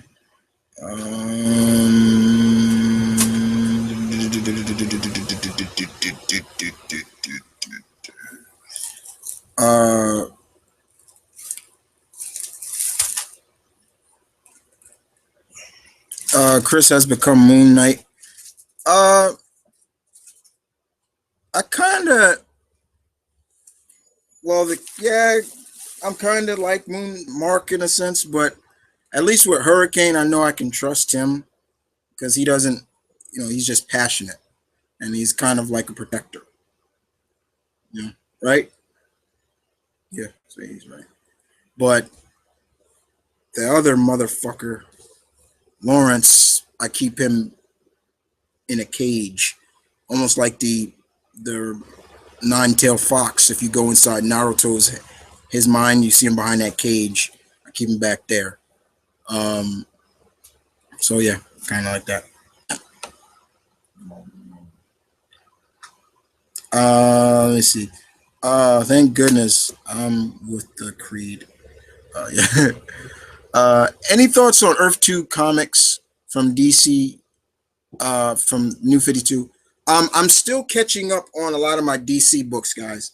Like I said, but Earth 2, I was enjoying when Nicola Scott, her beautiful artwork, and when Taylor was writing it, and then they just started branching it out too much, and I was just like, yeah, I can't get into that. Um, yeah, I was kind of, but I'm looking forward to catching up on Earth 2 Society. Got to catch up on that. I'm just trying. Any thoughts on Marvel going nuts and releasing Gwen, who has a comic? Personally, I'm going to enjoy that brand of insanity. But what are your thoughts? I think it's cool. It proved that with a one shot, like a one shot, how hey, we got something here. From a business standpoint, I can see why they did it. You know, it's that's no, don't even say that. So I can understand it. Indeed. So yeah, it's cool. It's getting cool indeed. Getting cool in the fam. Your next question, I'm trying is: do you think Marvel has basically turned Peter Parker into Ted Cord at this point? He's got a company now and everything. That is a good, um, that is a very good depiction of Peter now. He's kind of like Ted Cord, a little bit of Tony, but all around still the Peter that we love. He's still that same Peter Parker. No, he remembers where he came from. He's not stuck up. Money hasn't changed him, which I'm loving. You know, you gotta love that. But yeah, he's kind of is like Ted Cord. Yeah, good. That's a good way of looking at it. Man, you okay? Any thoughts on the new Harry Potter prequel series? Um, I'll see where it goes. I enjoyed their first run of movies. Now you got to remember, this is coming from a guy that never read any of the novels, but enjoyed the hell out of the movies. Watching those kids grow up into who they are now was magic to me. I like seeing stuff like that. Seeing where Daniel Radcliffe is now and Emma and all of them, it's just like I'm proud of them. I'm really proud of them. I'm happy for them. You know, you understand? Like, it's cool to see that. Uh, I love it. Yeah, I love Angel too. Yeah, it's up there. Up there. Yeah, I have them up there on my top shelf. Um, Buffy and Angel are an awesome show. Yeah, they are. Uh, once one of the only shows that has a proper opening is NCIS that I know of. Yeah, I mean NCIS New Orleans is what I watch, has that great opening. Classic theme song. Boom, boom, boom, boom, boom, boom, boom. Yeah, I love that. I love that. And NCIS New Orleans is a show that is for me making up for not getting into NCIS, because after I started watching like marathons that would come on USA, and I'm like, why did I not get into this show? I actually like it. You know, and then so when they said the character that Scott Bakula, who I'm a huge Scott Bakula fan, when his character was getting his own spinoff, I was like, I'm all over this show, and I've been loving this show ever since. Um, Smallville had a great opening. Yeah, I still need to download that song. Save Me. I actually like that song. Not crazy about the show as a whole. It had its problems, Jay, but we talked about it before. Um, Nifri say, I would love to see Dark Angel come back or get a comic. Um, that'd be kind of interesting to see. I wouldn't mind seeing Jessica Alba uh reprise her role in that. Like one try, one time maybe. You know, Fans would want it. I think she would do it. Look what happened with uh crap, what show? It got a movie. It got a sequel movie. Oh my god, I'm forgetting what it is. Off the top of my head, I'm forgetting it. Moving on anyway. Um, any thoughts on the new Mega Man game, The Mighty Nine? It's not really a Mega Man game. It's just made by the same guy who created Mega Man. It's in that kind of image, which looks cool, looks great. Um, Besides, I mean, like I said before, it pains me as a Mega Man fan or Rockman, whichever one you prefer to be called by. It pains me that Capcom has shitted on Mega Man. Like, there has been no new talk of a new Mega Man. Every time we hear a new talk about a Mega Man game, guys, it gets canceled. They drop it, and it's just like, oh my god, why? That's your mascot, right? Let me move back onto Twitter real quick. And Brian once again asks me, couple of questions. I'm sorry, Brian. I'm going back and forth between Twitter and the live feed. All right. You asked me this question. Uh, are you going to see the Ratchet and Clank movie? Yeah, I'm going to see it. I'm going to see that. That looks fun. Um, Next question: are you going to see the last Resident Evil movie? Uh, I watched them all. I might as well. You know, I might as well. I don't know how this is going to end. It's supposed to be the final chapter of, and hopefully that'll be it. But I really want a legit Resident Evil movie where it's not one's husband putting so much spotlight on his wife and downplaying all the other legendary characters of that series that the game is really centered around. Let's be honest, Brian. The Resident Evil movies has spotlighted on Alice and kind of shitted on all the other characters. You name a character, shitted on it. Chris, God shitted on. Claire, God. Jill, to a degree, yeah. And I love the actress who played Jill, but it was just like she got so overshadowed by Alice. It was just like you couldn't really appreciate her too much. Then, of course, there's Leon Kennedy. Oh my God. Shitted on. It was so it's like, yeah, you know what? Stick to doing the animated movies where we can get spotlighted on the real characters. Those work. And don't get me wrong, I love, Mila. I love Mila Djokovic. I love her, but I'm not gonna sit here and bullshit and say that, your husband, he really puts the spotlight on you way too much, and that's not fair for the real characters. It's like taking a non-character that is that let's for example, let's say they made a they they made a Gears of War movie, and they focus more on some other random cog character, and but only put little bits of spotlight on Cole, Baird, and all those other characters. It'd be like, what? It's not even about him. It should be about them. So that's kind of how I look at it. As and your next question, the last question I got from you, at Son of Light, Brian, you asked me favorite video game movie. That's easy. Mortal Kombat. The first Mortal Kombat. Still to this day, is still my favorite. Out of all of the movies that are made on video game franchises that have come out in cinema, Mortal Kombat.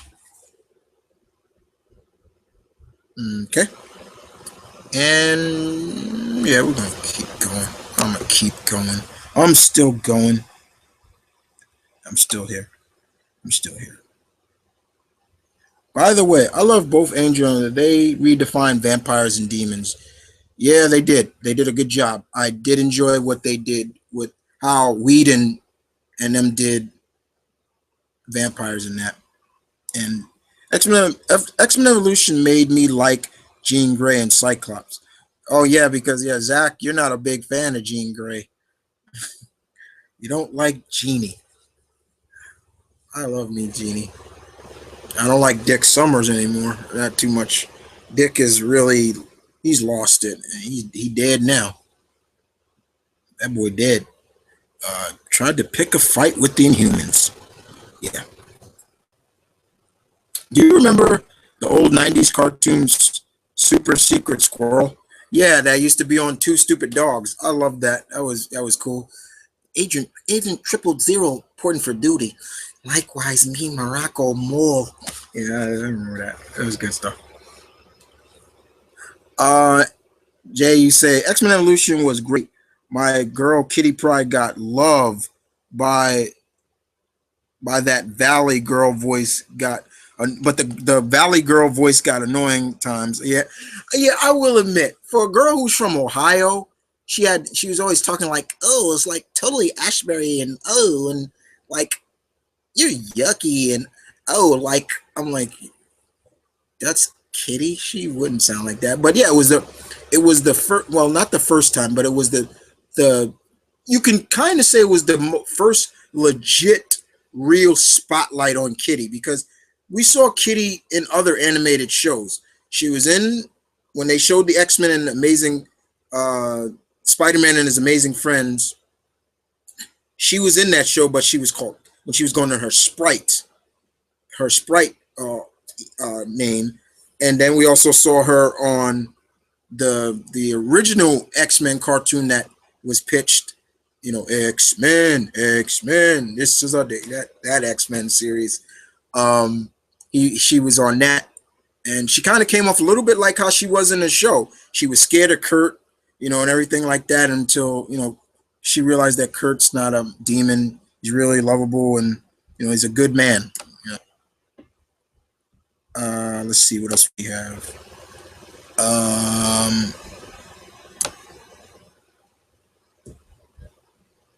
Oh God, see, I know I'm missing. All right, here we go.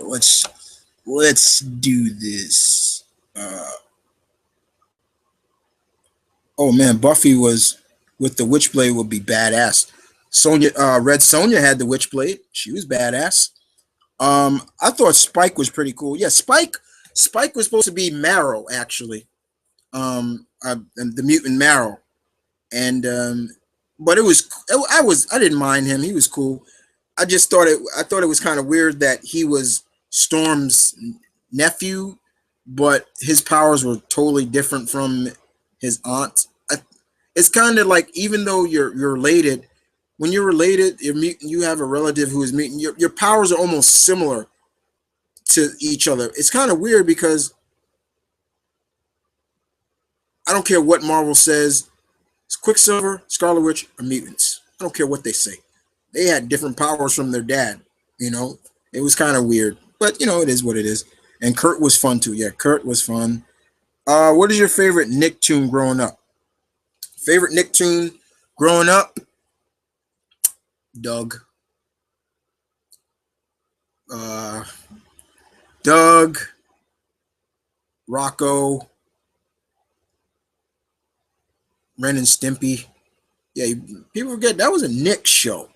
Um, Rugrats. I love the first couple of seasons of Rugrat I think when Dill came in after the second movie, the first movie I liked, and then when it got really in depth with the Dill stuff, I was like, okay, I'm off of it. And kind of when the artwork changed too, I wasn't really liking it. Um, so yeah, Earth 2 sucks so much. Just reboot it, DC. Just that Earth, it won't kill you. Oh, let's see. Let's see what we got. Nifri, yo, Chris, did you watch the anime Bubblegum Crisis? I saw a little bit of it. I enjoyed it. It was okay. Any thoughts on a new Invader Zim comic? I wouldn't mind seeing one. I wasn't necessarily the biggest Invader Zim fan, and I'm not downgrading it. I just never really was the biggest. I'm looking forward to the new Legend of Horror comic. Looking forward to that. You know who should have a comic? Danny Phantom. That should have a comic. I love that. I'd buy that big time. Any thoughts? Oh no, okay. I still found it so funny that a guy with that exact same name wanted to write for us. Laughing out loud. Oh, yeah. Yeah, that's funny. That is funny. Lawrence, yeah, the real Lawrence Black. Well, not my personality, the other guy, but there's a real guy called Lawrence Black. He lives up in Salem. He actually writes for my site. Doggy Claude, Have you read Earth One Teen Titans? No, I have. I still need to read that. I've read Superman, Batman. Looking forward to Wonder Woman. Um, I haven't read any of the Teen Titans yet. But yeah, I got her. Yeah, got to Black.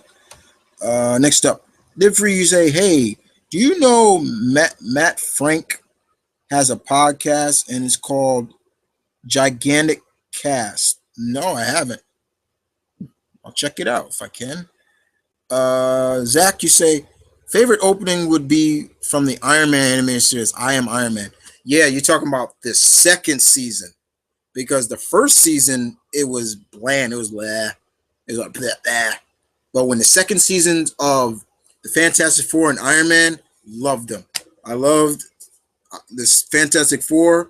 I love that theme that dun dun dun dun dun dun dun dun, dun and you see them, and you see all the adventures they're having, and I love that. And then with Iron Man, yeah, and you just see Tony, and he's just ting ting, and he's just making the armor ting, and you're seeing all the different armors come up, and then he just drops the mold, and it was really cool. I love that. That was the good stuff. The season 2 openings of the Marvel Action Hour. That's where it at. And don't forget, Hulk. Hulk, the Incredible Hulk cartoon had a good opening. It was right for what it was for Hulk. They make Hulk out to be like a tragic hero. That was kind of how it was. It kind of reminded me of more badass opening version of the Bill Bixby show. And it's kind of funny because who voiced Bruce Wayne in that cartoon? The guy who plays Damien Dark, Neil McDowell. He voiced Bruce, which he was a good Bruce. I enjoyed his voice. Us, Nipfree say Scott Bakula more like Scott Dracula. Sorry, dumb joke is it's okay. Uh, uh, Rick, you say I also love the theme for Firefly. That mixture of sci-fi and western. Yeah, that was season 2. Zach. Yep. Oh, you talking to Zach? Yeah, different. That's what I meant. Okay. Yeah. Let me go back to. The. Okay. Hey, Chris. This is from Carl. This is from Carl LeBlanc again, at Carl Blanc. Hey, Chris. You mind if I call you Chris? No, I don't. What are your thoughts on Outlaw Star? Did you like it? Did I like it? Did I like Outlaw Star? You're new, so I'm gonna let that one slide. We should let him slide, right? Okay, yeah. Yeah, of course I love Outlaw Star. I have it in my anime collection, the complete season. And what makes it even cooler, it has the opening. So you get to hear the opening that if you watched it on Toonami, you never got to see the opening of Outlaw Star. On the series, you get to see it. And I loved it. I wouldn't mind them going back to that world. They do a new anime where we're seeing what's going on with Gene and the gang, what kind of adventures they get into. Because the series it closes on a like, there could be more. They can do so much more with that, So yeah, I loved Outlaw Star. Probably one of my favorite weapons. I'm not a big gun guy. I love swords and stuff like that. But the caster gun, I love that gun. Dangerous, but I loved it. Let's see. Moving on. Yeah, I'm gonna keep going, guys. I ain't stopping yet. It is. You still with me? Thank you very much. It is now almost 1:15 a.m. in the morning. I'm gonna keep going. I'm gonna try to go to 2 o'clock. Yeah, I'm a night guy, so it is what it is.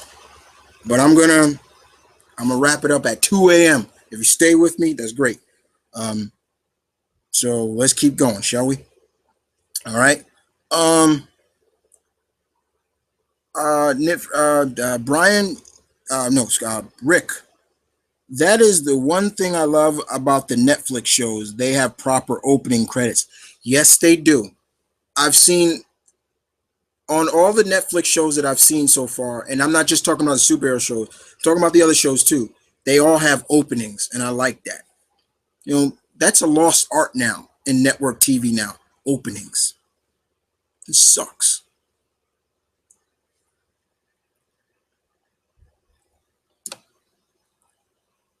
Is that the thing? Nintendo should buy Mega Man.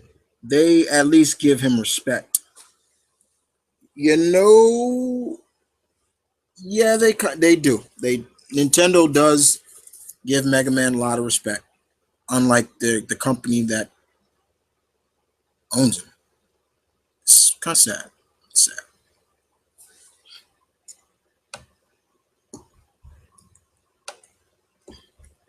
Let me go back to Brian at Brian. Hey Chris, have you seen the movie that you wanted to see? Into the Sea, Into the Heart of the Sea. No, I have not seen that yet. The movie uh, that spawned the base of Moby Dick. I still want to see it because I read Moby Dick. I love Moby Dick. Yeah, I'm a classic novel guy. It wasn't just I had to read them for school. I just liked reading them. They're good novels. Um, and all the trailers that I've seen of this movie just screams like this is sick. Like you got a extremely large bull sperm whale attacking you. But when you watch the trailer, you can see why it was attacking. They're whalers. They're killing, and I'm like, I don't like whaling. I don't understand the purpose of whaling, Brian. I never have, and once again, it shames me that that's still done to this day. There are two countries that still do it, and I'm like, what's the purpose of whaling? I think it's Norway and Japan does it. I'm like, why? So, but I still want to see it. Tom Holland, who's going to play Spider Man, is in there. So you got Thor and Spider Man in the same movie together. So I still want to see it. I know a friend that saw it. He said it was okay. Um, you know, that's what he's Jay. It was Jay. Jay actually seen it. Um, let me see.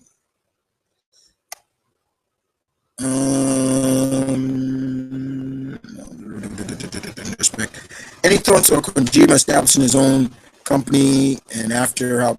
Yeah, I just talked about that earlier. Konami's a bunch of dicks. I'm happy for Kojima-san. He's one of my idols, and I'm glad that he wants to do just not games. He wants to do movies. He still wants to work with Del Toro. So hey, go. Let's do it. Any thoughts on Nicktoons show Tough Puppy? Never really interested in watching it. I was never really. It never grabbed me to watch it. That's that's never really grabbed me, interest me in watching the show. Um, how come nobody could make a good Fantastic Four movie? Oh yeah, there is a good Fantastic Four movie. Brad Bird made it. Oh yeah, that's right. It was called The Incredibles.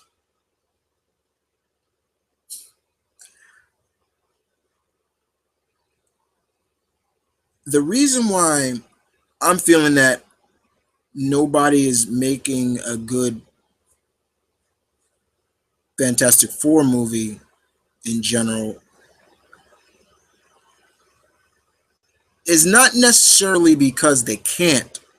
I'm thinking that first of all, Fox needs to just suck up their pride and realize, look, we failed with this series. Marvel, here you go. All right, here you go. You can use it because look, the Fantastic Four franchise has great characters too, and it's because of them we can't see those characters in the cinematic universe. I'm so wanting to see Doctor Doom in the Marvel Cinematic Universe, but we can't because he's still at Fox. I'm so want to see the Silver Surfer somewhere down the line, Galactus somewhere down the line, Annihilus somewhere down the line, the Skrulls somewhere down the line, the Negative Zone somewhere down the line, but we can't because they're still under Fox. The reason why is also because Fox just doesn't get the concept of the FF. They're not just superheroes, they're not just explorers. What are they? The family. And they don't understand that. That's just my opinion. And Jay just replied also because they just because they I was because they just make them to make them, yeah, just to keep the license in a sense. The only way they keep the license, they keep making movies. Understand? That's the main reason.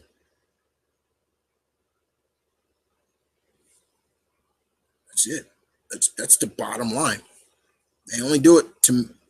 If they don't, they have to give it back to Marvel.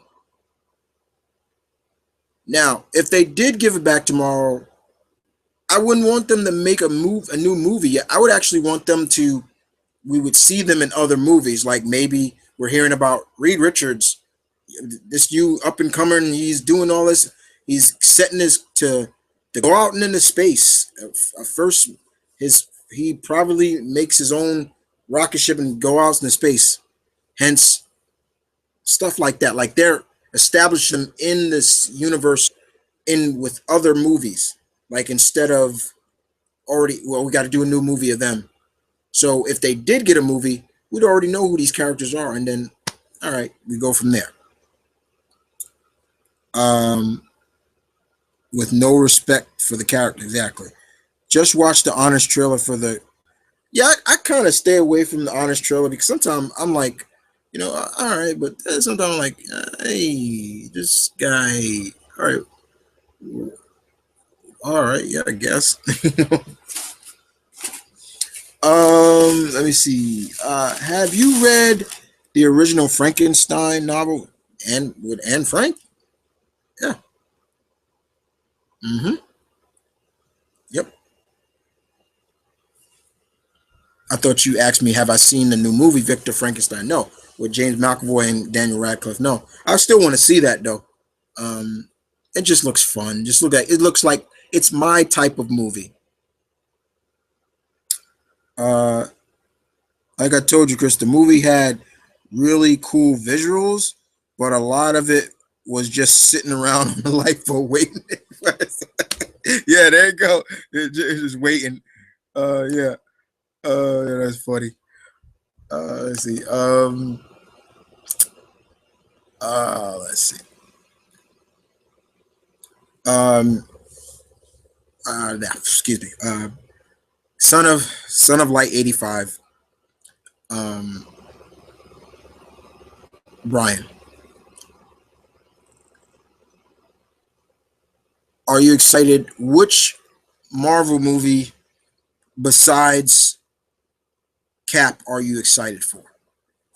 That's honestly all of them. Actually, I can't deny it. All of them, I'm actually excited for. But if I was to pick one, Black Panther. Yeah, Black Panther. Black Panther for all the right reasons. We're gonna see the King in Civil War, but I can't wait to see how they make Wakanda look like in his own movie. Next would probably be Carol, Captain Marvel, because this would be the first female lead movie, and Carol will be that stable of a character for.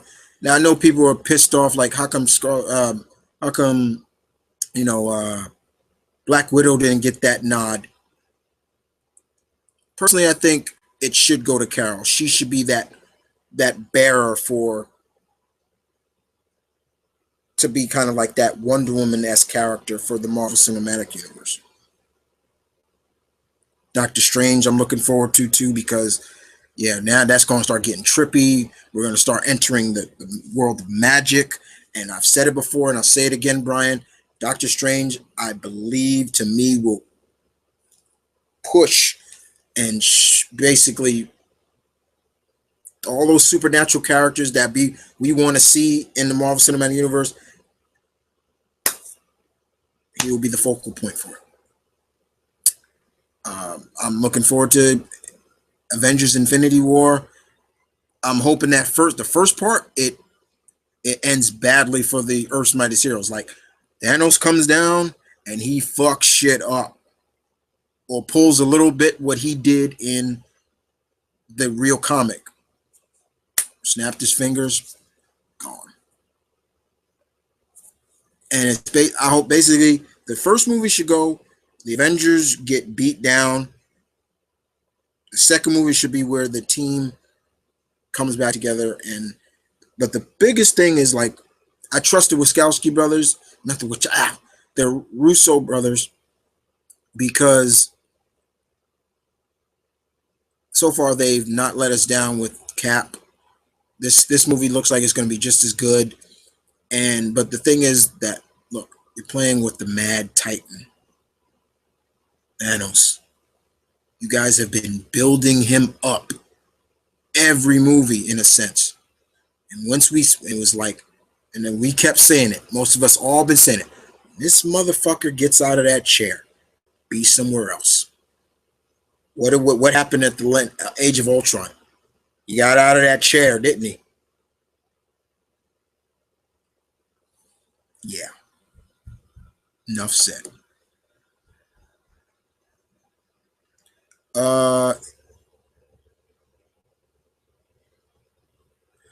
Any thoughts on the new Universal Monster Cinematic Universe that is supposedly coming out? I'm see where it goes. Sub Chris, Merry Christmas, Happy New Year. Yep, well, it's not Christmas, but thank you, as always.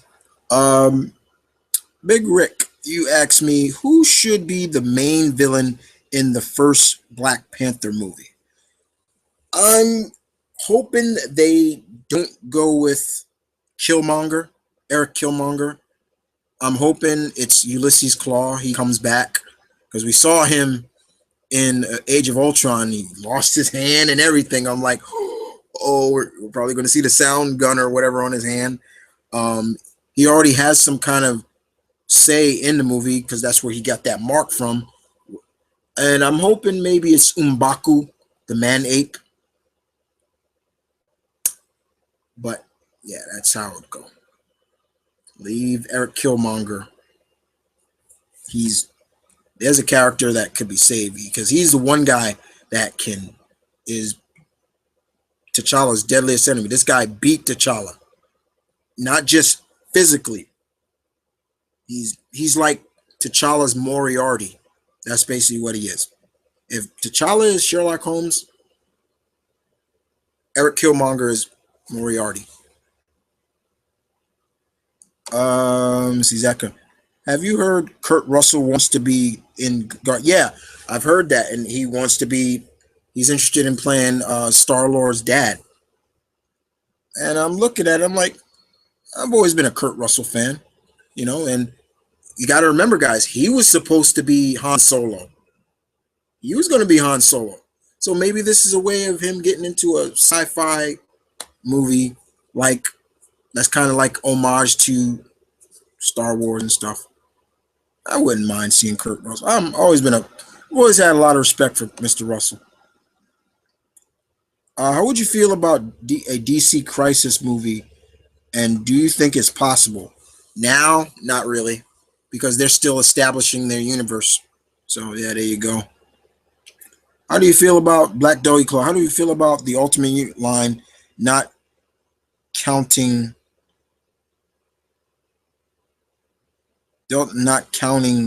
Spider-Man? How do you feel? How do I feel about the not? Love the Ultimate lineup. It was cool. I thought it was interesting. The only problem I had with it is what they did not. They didn't bring in. Marvel has over 5,000 characters.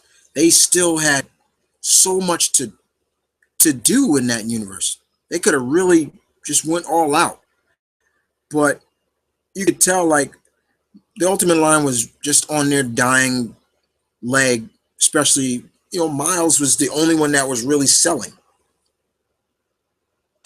And now where's Miles? He's in the 616 now, which his comic doesn't come out till February now.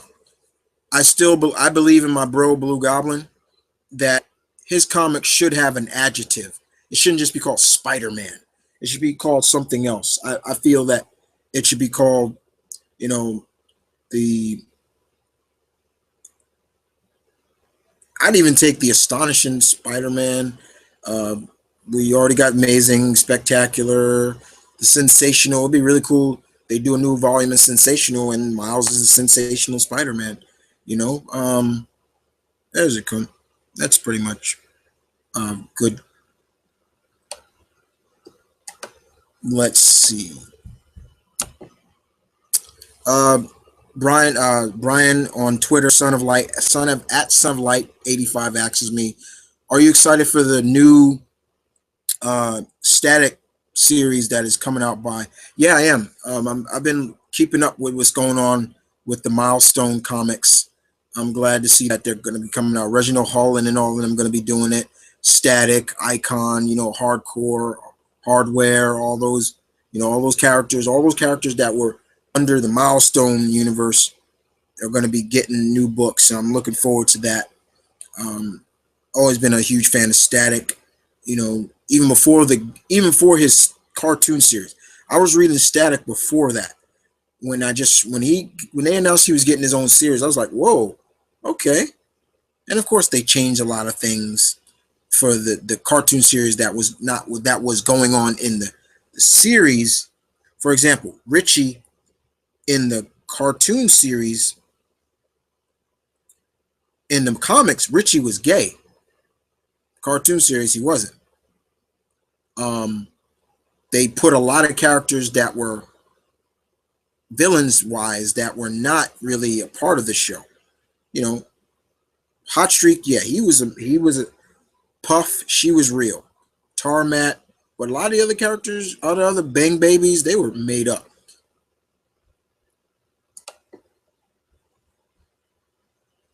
Hey Chris, I was thinking, who are your least favorite characters in the Young Justice animated series?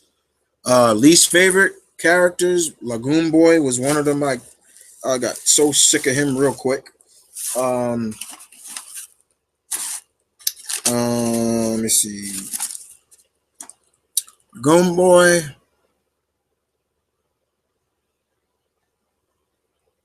I was getting a little tired of. I was. He started kind of.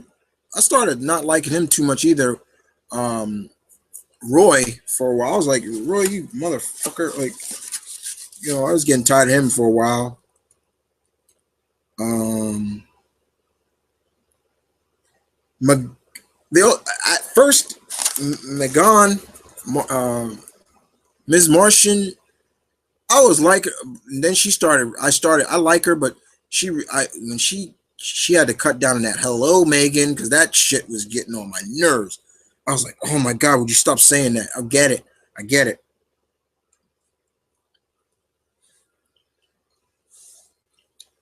Um, I wish they put more spotlight on Tim Drake, Robin. A more spotlight on Wonder Girl, um, Bumblebee. There was a couple of characters I wish they put more spotlight on, but those are a couple that were kind of my least favorites. Um,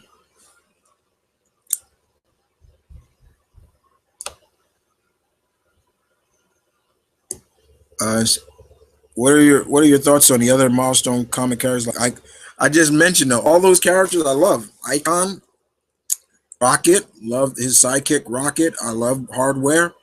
Loved them all. I remember hearing an idea about a crossover between Indiana Jones and Captain America. How would that be? It would probably take someplace during the 40s, probably World War. Maybe the Nazis are trying to find immortality, maybe in, let's say El Dorado or something like that. There you go.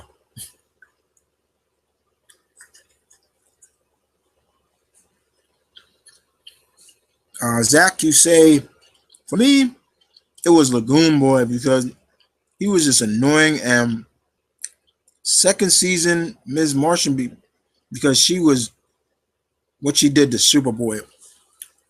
Yeah, that was really fucked up. I'm not gonna lie, what she did. So she jumps to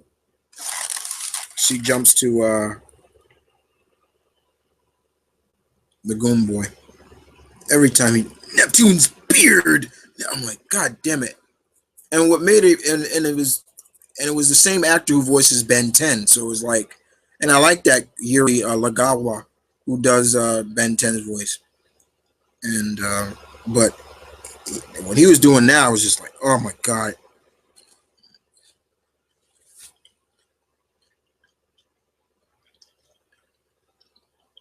they did jack shit with Cat. Exactly. She had like one spotlight episode, and then that was it. When she was fighting Devastation and people like that, and that forced relationship with her and Tim. I'm just like, you didn't even see this being built up. I'm like, I hated that.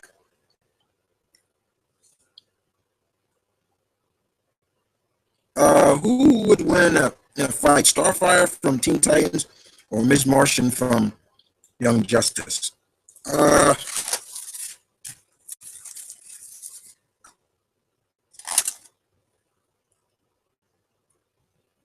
I'll probably go Ms. Martian to some degree because Teen Titans Starfire wasn't as strong as she's supposed to be. And she was an idiot too. I hated that. I'd love to see a crossover between James Bond and Black Widow. What do you think? The James Bond comic, this bad boy that's going on under Dynamite. This has been really good. Uh, Warren Ellis knows his stuff. Let me see.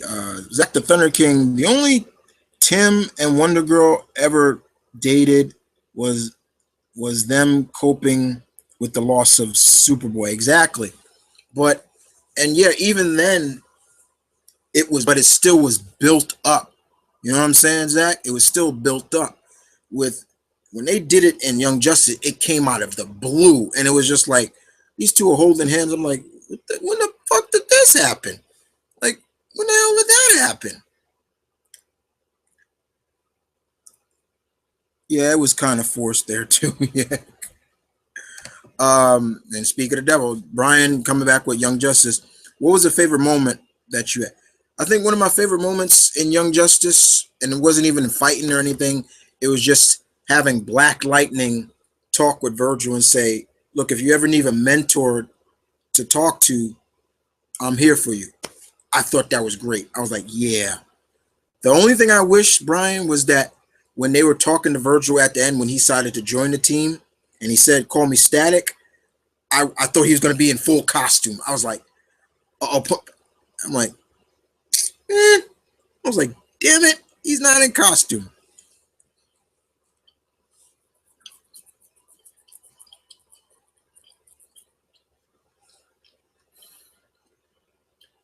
The bromance between Blue Beetle and Impulse was great.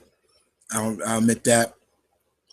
Have you noticed that with every Young Justice cartoon out there, they always try to make the Hanna-Barbera characters like Apache Chief and the Wonder Twins badass. Yeah, Long Shadow was in this one. They did the Wonder, kind of like the Wonder Twins in Young, not in Young Justice, but um, uh, Justice League, they came off scary to me in that one. You know, the pale white faces, and I was like, ugh, you know.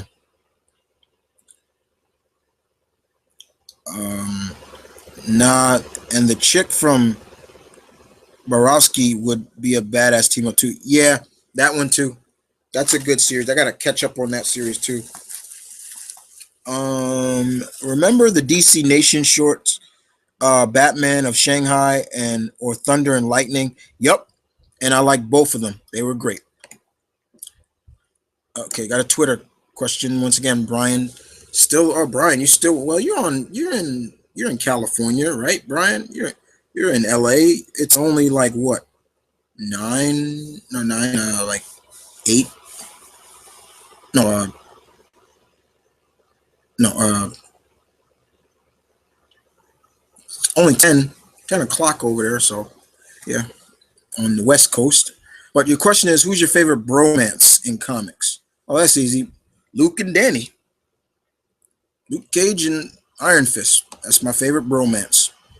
Can't go wrong with brothers from another mother. Uh, if you were to just say, other than that, I'll give you another two. Ryu and Ken. They're bros. They're bromance. They're brothers from another mother. So yeah. The next question, you have another question. How do you feel about Akuma being in Tekken 7?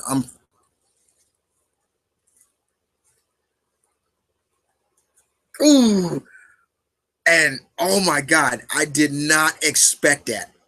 To know that, to know that Heihachi's wife was talking to Akuma all that time was amazing.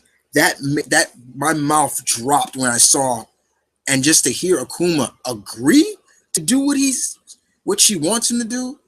Akuma don't agree. Don't She said to pay off a debt, I'll I'll do it. I'll kill your husband and your son. I'm like, what? And to see him play the playthrough of him, and I'm like, easily right now, this proves right then and there that the Tekken Cross Street Fighter game that's supposed to come out can still happen because Akuma is looking like he's working so well on the Tekken engine or whatever. Looks great.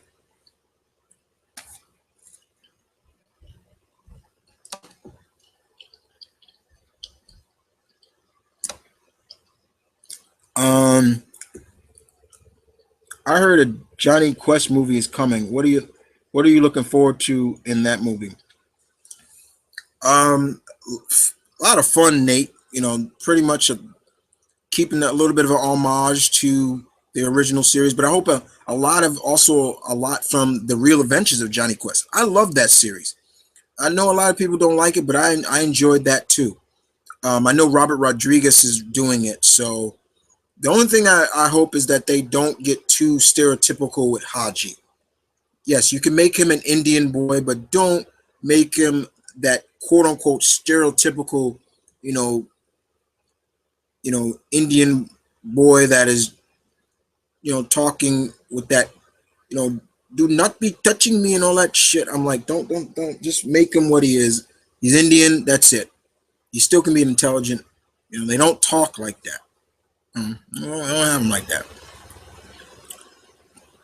Zach, you say favorite Young Justice moment was when Superboy talked to Black Canary about being glad that he took over as Superman. That was a good moment. Um, my favorite moment of Young Justice is Jay is a tie between when Batman was talking to the League about why he took Robin on, and when Bruce talks to Clark about why he needs to be there for Connor. Yes, it was a good moment too. I loved the moment. First of all, it started because of the fact that, yeah, and Bruce. I think first it started over because it was about Captain Marvel, and they're like, should we, get the elephant out of the room and realize that Captain Marvel's only an 8-year-old boy, and Wonder Woman in that just came off really bitchy. I'm sorry. I love Maggie Q, and I thought she did a great job voicing her, but it was just like she Wonder Woman would not, even if they found out that, Captain Marvel, Billy never told that he was an 8-year-old boy. Diana would be the first to really, even though you did not trust us with your, still, you're very honorable warrior to stand by us, and things like that. And, I love where Bruce says, "Yeah, I knew who he was," and then she turns to Bruce, "Oh yeah, this is the same guy who brought in Tim, Robin as a." I love Robin had to bring in the man that killed his parents so he can be like you, so he wouldn't become like me. And I'm like, yeah, and then it's almost it's like, well, wait a minute, Diana, she can throw that back at you. You had Cassie come in as Wonder Girl. You could have said, this is too dangerous. I don't want you. You could have did the same thing, but jump on Batman. It was I thought that was it. But yeah, the Superman 1-2 was good. Hey Chris, someone did a review on Batman Beyond, and he said that Terry should have been with Max. Do you agree? No. In terms of a partnership, in terms of maybe Max becoming that version of maybe Nightwing, I don't see her as Robin. I could see Max as maybe being the Nightwing of Beyond or something like that. It's kind of funny because one of my writers who's going to be writing Batman Beyond season 4 from my DC site, he's going to bring in Max, and Max is going to become Nightwing and going to be trained by older Dick Grayson. So it's going to be cool. I'm looking forward to reading that. But no, I think Max and him was just good friends. Would I want to see Max with somebody? Yeah, it would have been cool to see with, but I don't know who. I always hated Dana, so yeah, like Dana sometimes had her moments that, just like, what the hell, woman? I'm not gonna lie, she had her moments. Like, you just like,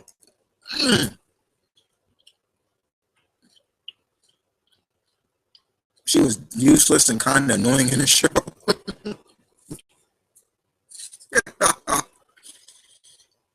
Any thoughts on Terry McGinnis having? Any thoughts on how Terry McGinnis should have hooked up with Max instead of Dana?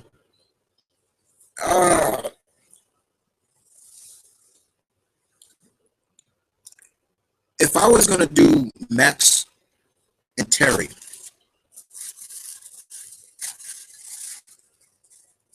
I would have kind of done it the Spider-Man route. That pretty much Dana would have died. I would have probably had Blight. She would have died in some kind of scene with Blight. Or, something like that. And, or another character, I'm just saying, I'm just picking Blight. And,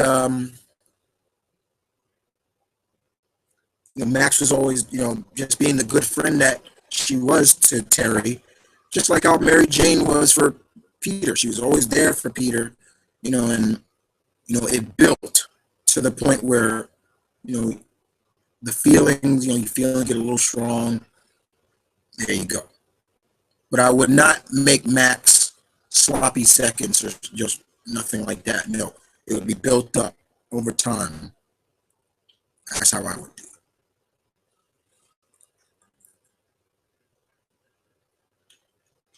Auto was cracking up again. Oh, it is? Okay. I mean,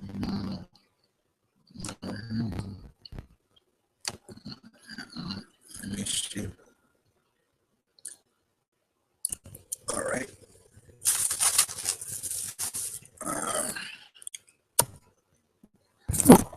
Okay.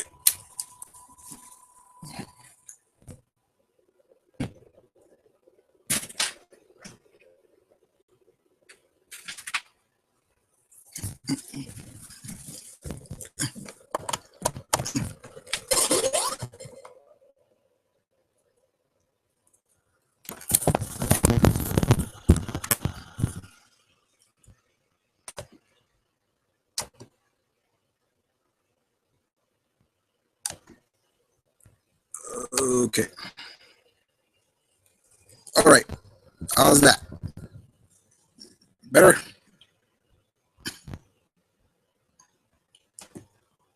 That should be better. Let me see. Let me see. All right. Do you think that an Aquaman anime series could work? Yes. Ten and Terry should have been a thing. Yeah, that could have worked too. That could have worked too because they kind of got that was cool. I did enjoy their little skit with each other, Jay. So that could work too. Um, One Punch. Are we talking about One Punch Man? I'm loving that show. Okay, and they had an actual relationship and understood each other. Yeah, they did. One Punch was great. Um, Let me go back to. All right, guys, coming down to the wire. So start getting your questions right now before I wrap this bad boy up. So going back to Twitter. Last question from Brian, from Son of Light 85.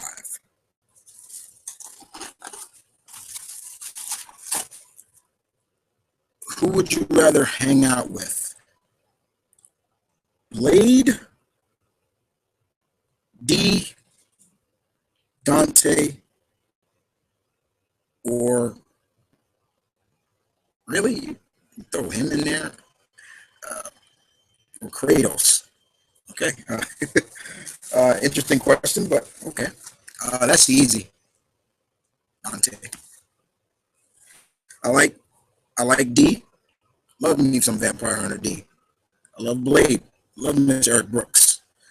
But Dante, yeah, there's a guy I'd I'd I'd love to hang out with. You know, yeah, Dante. Let's see. Heard they're gonna make a second season of One Punch Man. Good.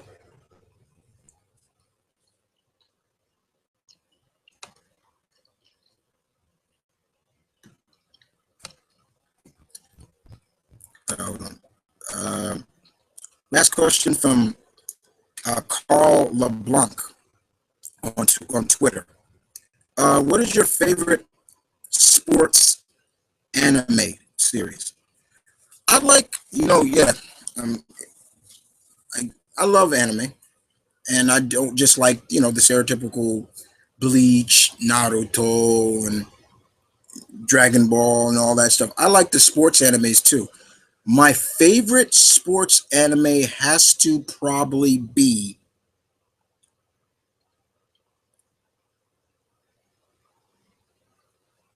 Haji no Ippo. Next would probably come Prince of Tennis. Um, Next would probably be, I guess you could throw Baki the Grappler in there because that's it's MMA, so it's okay. Next would trying to remember there's a basketball anime that I like too.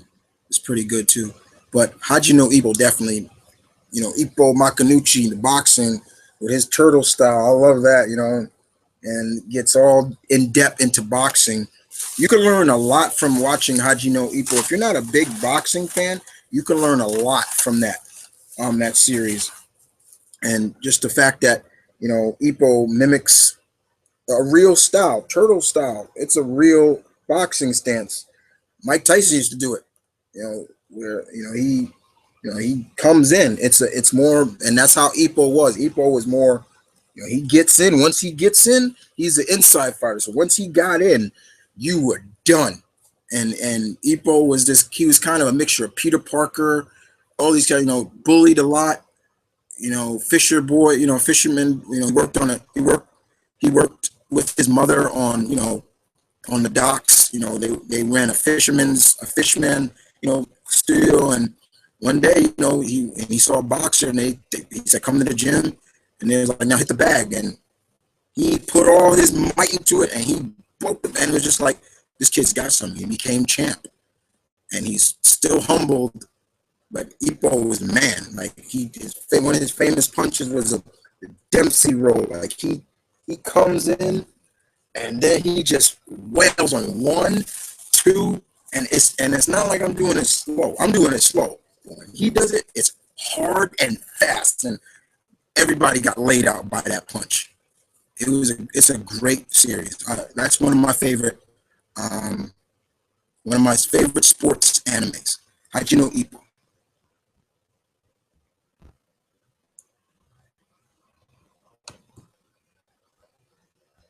Um,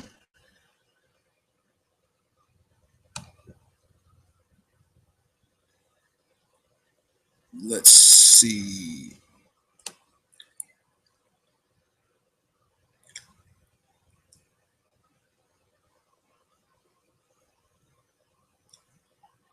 Um, oops, sorry. Let's see. Okay, yeah, y'all still got time. Okay, One Punch Man. Okay. Final question from Andre. Who would you rather date with? Who would you rather date with within the Teen Titans? Starfire, Jinx, Raven, or Terra? None, because they're underage, and I'm older than them. So nobody. But we're talking about Starfire from the comics. When she was on the Teen Titans, then I would say fine. But Teen Titans cartoon Starfire, hell no. That's so sad. That's statutory rape right there. Mm-mm. I would date Donna Troy in a heartbeat. Yeah, see, we're talking about comic wise, yeah, but if you're talking about the series within, okay, but Teen Titans just in general, I can go with Starfire, but she's got feelings for Dick. Raven, I can probably deal with her grimness, you know, and her baggage that she's got. Terra, I don't know because I think she's gonna stab me in the back. And Jinx, maybe. But Donna's up there. Um,